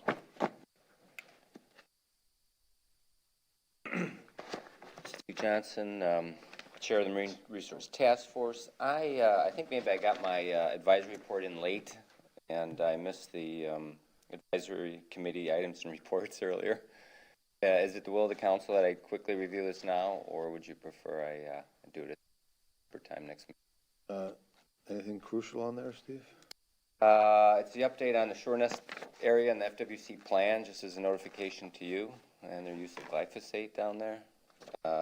Also, just looking for a recommendation to the town on the potential resolution, or maybe a discouragement of using glyphosate in the I EC. tell you what, you're here, why don't you just run through it real quickly and Okay, it's been a long realize that meeting, next Mayor. time you're going to be admonished heavily for Admonished, this year. kicked out I the think side. Amy was Okay, out of town. thank you. Thank you, Vice Mayor. Thank you, Amy was Council. out of town. Oh, okay, all right.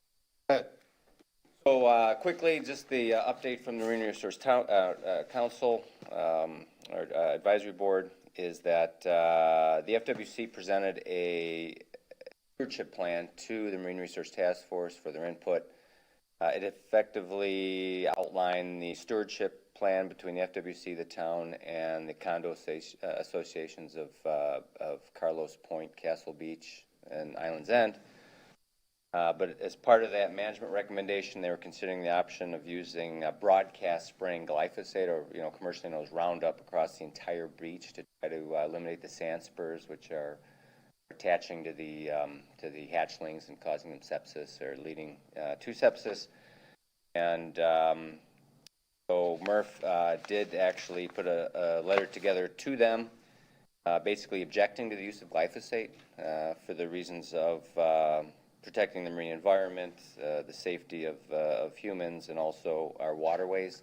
We point our fingers at across the bay. We point it up the river, and we tell them, don't send your water here, but yet I think we need to be good stewards here and not use herbicides on our own beaches. So essentially that letter and recommendation will go to the FWC. However, the Murph asked that we had a unanimous recommendation to Town Council to ask potentially for a resolution or some type of prohibition or discouragement of using herbicides, specifically glyphosate, in the EC zone specifically, which is essentially the beachfront. That's a request. And the second one, actually, and the timing is a little bit off here, but it was a unanimous request to the Town Council on general roadway lighting throughout the town. They unanimously voted to recommend to Town Council to only consider narrowband amber lighting solutions when adding or replacing roadway lighting on the island. And last but not least, just to commend the Town Council on passing Resolution 2152, which follows both the public safety and the Marine Research Task Force recommendations to Town Council. That's it. Any questions? Steve, on the first one, were you, so just for the action item, did you want the town then to pass a resolution, Yeah, we asking were them not- preempted by state law, so we could not. Murph attempted to potentially put an ordinance preventing the use of glyphosate on the island. We were preempted by state law, as was reported by our counsel, Heron. So that was dropped. So I don't know. I'm sure you can't make an ordinance, but I don't know if it's not being adept here. I don't know if it's a resolution. But we could pass a resolution and then forward it via letter to FWC. Is that what you were kind of hoping for? Exactly, yeah, it's in support, I suppose, also of not using that product on our beach. That resolution, would that be language similar that Murph has already come up with? Correctly, I believe I lacked attaching the letter that we were going to send from Murph, so I will send that. But yeah, using that same terminology. I would certainly be open to that, yeah. Anything we need to do, or? Put it together, and then we can look at it at the next, Get to us. Okay, Roger, perfect. Okay, thank you. thanks, Steve. You just hand it to Mark. Put a little mailbox there. Any other, well, this will be, is there any final public comment from anyone? Anyone wish to speak? Get one more crack, Steve, if you wanted, because technically was your committee report. Okay, hearing none, we'll move on. Town managers items? Mr. Mayor and members of council, I just want to mention two things to you this afternoon. One is that from our internal staff perspective, we're doing very good with our COVID-19 protocols. Fortunately, that's not necessarily true of some of our staff's family members, and in the past week, we had two of our staff had family members who passed away, and a couple of weeks ago, we had another one who passed away. So while we're doing very good in terms of our staff, some of them are fortunately suffering through some family situations, and we're trying everything we can do to support them through those situations, but I just want to let you know, in a couple of cases, it has left us short-staffed. We're trying to work through that. So just so you're aware. The second thing I wanted to bring up is been contacted by Dr. Margaret Bannon, representing an entity who'll be working with the Fort Myers Beach Fire Department on developing its strategic plan 2022 through 2025. And their reason for their inquiry was to ask who we would like to have representing the town on those sessions, or to provide input and feedback. So I wanted that offer open to you. I don't know if you want to select a representative, or want staff to be the representative, or have a combination of a council member and staff. Fort Myers Beach Fire Rescue District, they're embarking on working on their strategic plan. Anybody interested in sitting in on that? We certainly support staff member Yeah. being involved. Communication with the fire department of the town is. With that being said, would you like me to extend an invitation to the chairperson of the Public Safety Committee also to participate in that, since they have as you probably all know, there's a member of the Fire Rescue District on our public. Yes. Seems to make sense. Okay, we'll do that. Thank you. I had one question for Roger. Roger, to the extent that you can, if you can't, you can't, but just wondered if you had any update on, you sent us a copy of one of the checks that came as the COVID stimulus package. Any update on guidance from the state in terms of how those funds can be expended and what the town's strategy or plan is at this point? Well, so the sort of the cleanest use for the town, if you will, the one that absolutely is our water/stormwater project, sort of a bulletproof thing. What we're continuing to do is see what other towns are doing and the reaction to those suggestions. So we're basically monitoring Florida League of Cities, National League of Cities, and other places to see what we do, what places are doing. There's, for example, one city that proposed using it for a golf course, and everyone's reaction to that was to have the money in your back pocket, because I don't think that's going to fly. Their response was that, well, it's recreation, and you can judge whether we think that's a big reach or not. But so we're looking to that to explore options. My suggestion would be that at the November M&P, we have a brief discussion, and the brief discussion, and I'll just sort of tell you now so you can start thinking about it, would be for each of you to sort of make your own individual short list of items you think, would be objectives for us to possibly use that funding for. Staff would compile that list, perhaps vet that list so we don't have something that we don't really think is the aerodynamic, and get where that worked out, and then worked on sort of as a group the approved list. We're hoping to kick that process off at the November MP. Appreciate that. And then, so just to reinforce the aggregate amount, it's theoretically 2 checks at 1.7 million. Is that, do I have that correct? Yes, sir. It's helpful. Thank you. Hey, town attorney's items. I have a question for John. Okay. I wondered if you could give us an update on the beach access question you had been working on? We have, based upon our prior research that we reported back to you, that we would require 100% buy-in by successors in interest, individual homeowners in any subdivision that's had this.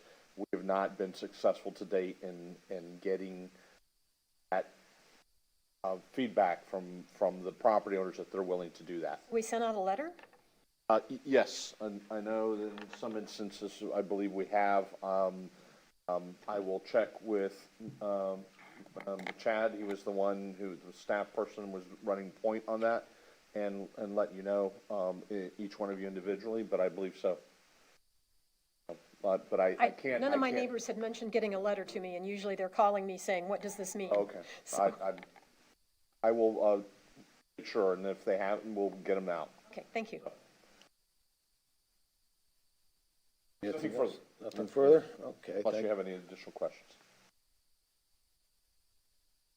Okay, we'll go to council members' items and reports. This FMB camera project, is that, we discussed that already, have we not? Did you want us to further discuss this? Well, just so you know, so we have the other vendor who was on the sheriff's shortlist coming in at the next meeting, just to be clear about that. Our goal would be for, hopefully for the council to reach a decision and so we can get the cameras in and installed for season to see hopefully what the positive impact would be. So trying to super fast track it, but we do want to move it forward expeditiously so that by the time we hit next budget season, you'll have had enough experience with them to judge how effective they are, what they are accomplishing, perhaps what they're not accomplishing, to see if there are further actions required of the town in the arena of public safety. So wasn't to necessarily press you to a decision today, but to make sure that if there's any other products or things you would like us to explore for those to come forward. But short of that, we're pretty much focusing in on people who are currently working with LCSO. Okay, we'll go down the list. Councilman Veach. Yeah, we're in the middle of a bird migration now, and during the last weekend with or the weekend before the boat races, there's a small kind of spoil island sandbar that's just not far from Town Hall here. We estimated had over 1,400 birds on it from over a dozen different species. It also had children chasing the birds and people out there generally harassing them, thinking, I don't know, that it was good sport. I've talked to FWC and some other interested parties and the town staff, and I'd like to see if we can reach consensus to get a couple of signs that when the birds are on this island, that the base people can go and put the signs out in the morning and take them in the evening, just telling people to try to leave the birds alone. And it's a FWC approved sign. It's their lightest one because they have signs for nesting and they have signs for migration and wintering over birds. And I think there are different laws that attribute that. So this is something that I was asked just to get consensus from council if they're willing to have a minimal cost to acquire a couple of signs and put them out only when the birds are active on that island. Any problem? I would, just to, you probably already thought of it, to incorporate in this sign the reasons for, that they are migrating, that they're tired, whatever. And then if people are educated, they'll have a better appreciation of why you're trying to discourage their bad behaviors. And that's actually all in the sign. I'm all for it. I'm with you, Bill. Okay. Another thing that's come up, and this is from one of our constituents, some of our constituents, is that the ordinance that we have about water sports and chair rentals, I think could really use some visiting. There's the way it works now is we have in this ordinance 2751 or area 49 50 51 is that we have set a limit on the number of chair and parasail licenses, and people who have those permits can apply to keep them and keep them inactive. Currently, so some of these, there are restrictions on where these can go. They have to be non-residential properties, and there are actually some permits. There's more permits out there than are being used. The people who own the properties can't get a permit because the permits are being held by somebody else. So that not only keeps them from really utilizing their property in a way that that makes sense to them, but it also forces them to follow what someone else's idea of this business would be. So I think it's something that's worth visiting. I'm not very comfortable with the idea of having it reminds you of like a taxi medallion in Manhattan, where we have an ordinance that creates a rarity and people can sit on it, and then that ordinance itself gives a kind of a value to this license that we've created a rarity on by our ordinance. So I would like to look at that sometime, maybe just have a good discussion about it at a future M&P and see if it's something we want to delve deeper into. I think that's worth discussing in an M&P, absolutely. I'm certainly willing to discuss it, and I understand it seems to have had some unintended consequences.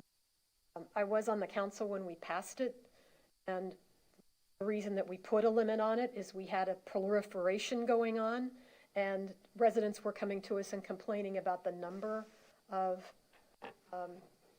rentals that were available. It just kept spreading down the beach.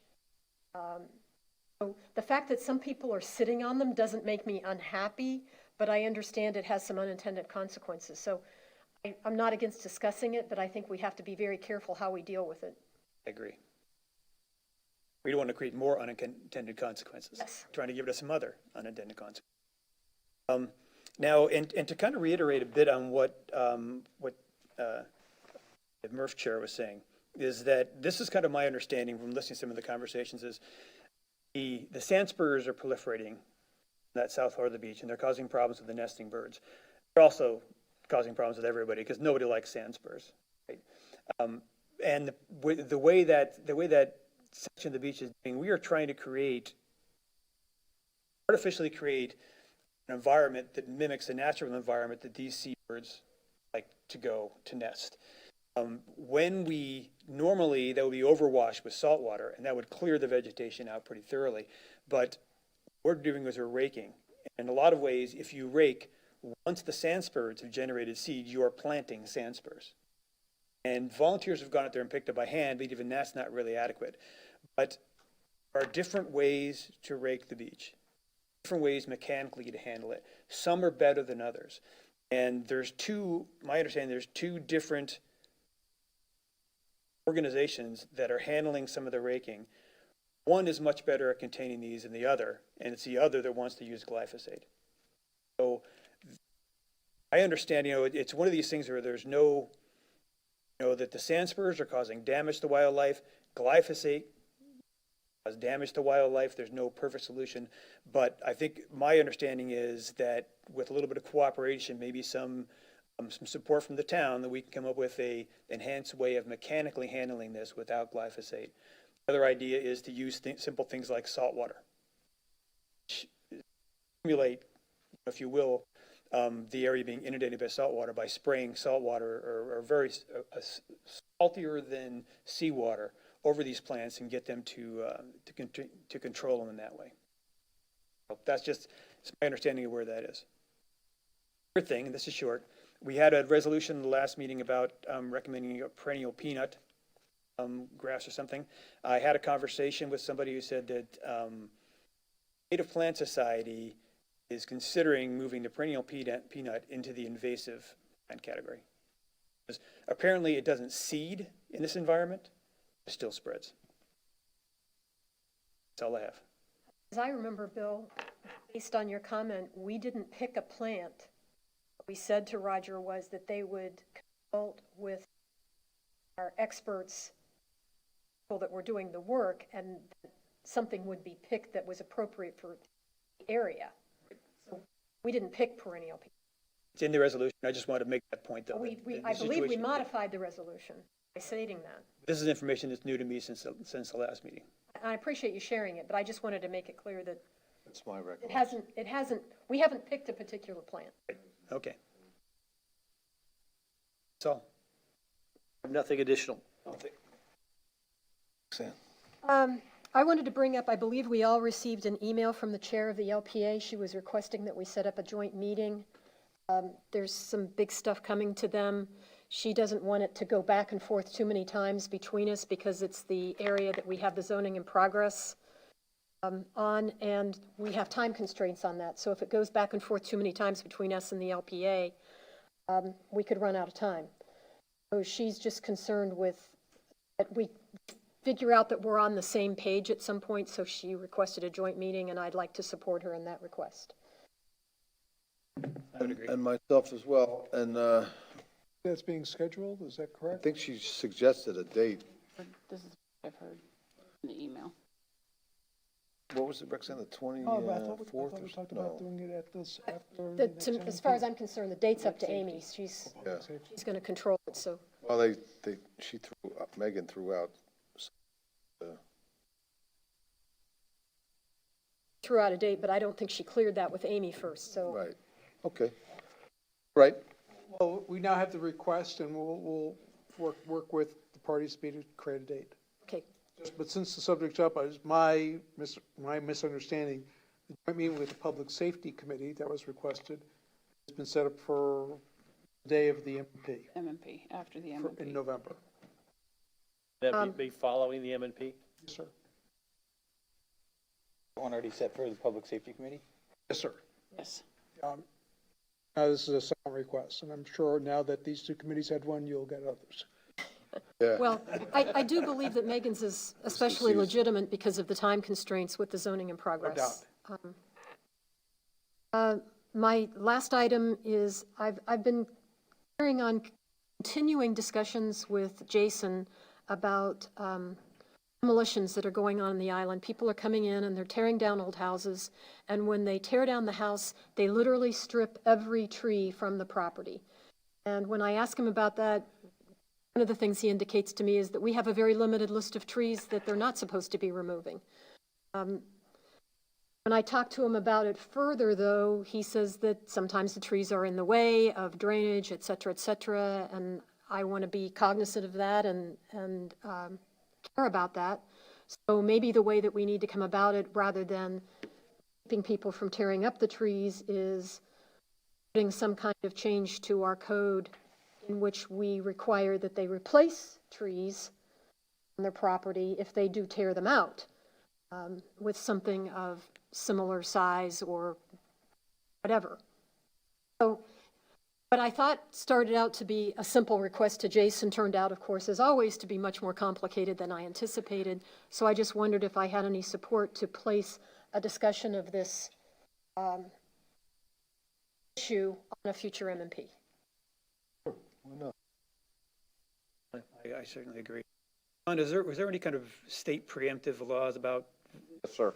rules? We'll bring that forward to you at the MNP. The state has imposed some restrictions and some preemptions on the ability of local governments to regulate removal of trees, but Again, that's why there's flexibility. we might be able to come in and ask for them to replace those trees rather than prohibit them being torn out, so. No, I just thank you for your support to put that on the future. And, Madam Vice Mayor covered mine for the LPA. That was the only thing I had. okay. Couple of items. I wanted to thank the Chamber of Commerce for their being on the boat races, their particular part of it. Thank you for their hospitality to us, and so forth. Turned out to be a pretty good day. And one other item I have, I'm sad to announce that we lost a longtime resident here on the beach yesterday. That would be Gordon Flip Harvey. Flip, I don't know if you all knew him, but anyhow, he was a lifelong resident here at Fort Myers Beach. Actually moved to the island when he was 2 years old with his parents in 1946. They were preceded down here by his grandparents, who came here in 1936, who they established C.I. Harvey Realty, which was was probably one of the first real estate brokerage firms here on the island, and it was still here in the 70s and the 80s. I recall it very well. But anyhow, Flip attended Beach Elementary School and went to Fort Myers High School, and upon graduation from high school, he enlisted in the Air Force and served his country honorably, and also did a tour of duty in Vietnam. Later on, of course, he had his professional life, but Later on in his retirement, he was a founding board member of the Concerned Citizens of Fort Myers Beach, which was another sort of activist organization on a par with, say, the Civic Association at the time. This was sort of an offshoot of that. Flip was a founding member, board member, and an officer of that organization. He was also appointed to the Fort Myers Beach Fire Control District Board by then Governor Charlie Crist to fill a spot that was created upon the suspension of a different member at the time, and he served honorably in that position as well. I was friends with Flip and of course Trudy, and someone once asked me the beginning there after our first terms, after the first 3 years, is it, don't you hate getting all those phone calls at home? And this was before emails and texts and so forth. And I said, well, to be quite honest with you, I've only received 2 calls at home in 3 years. Both of them were from Flip Harvey. But anyhow, anyhow, we remember Flip today. And Trudy, we send you our deepest sympathies and condolences. We'll remember Flip's good spirit and also wish you well without Flip now. But anyhow, on behalf of a very thankful and grateful town, we say goodbye, Flip, and Trudy, we wish you all the best. So that's all I have here today, and if there is nothing else for the good of the organization, we'll entertain a motion to adjourn. Moved. Moved. Second. Objection. We are adjourned at 12:42. Thank you.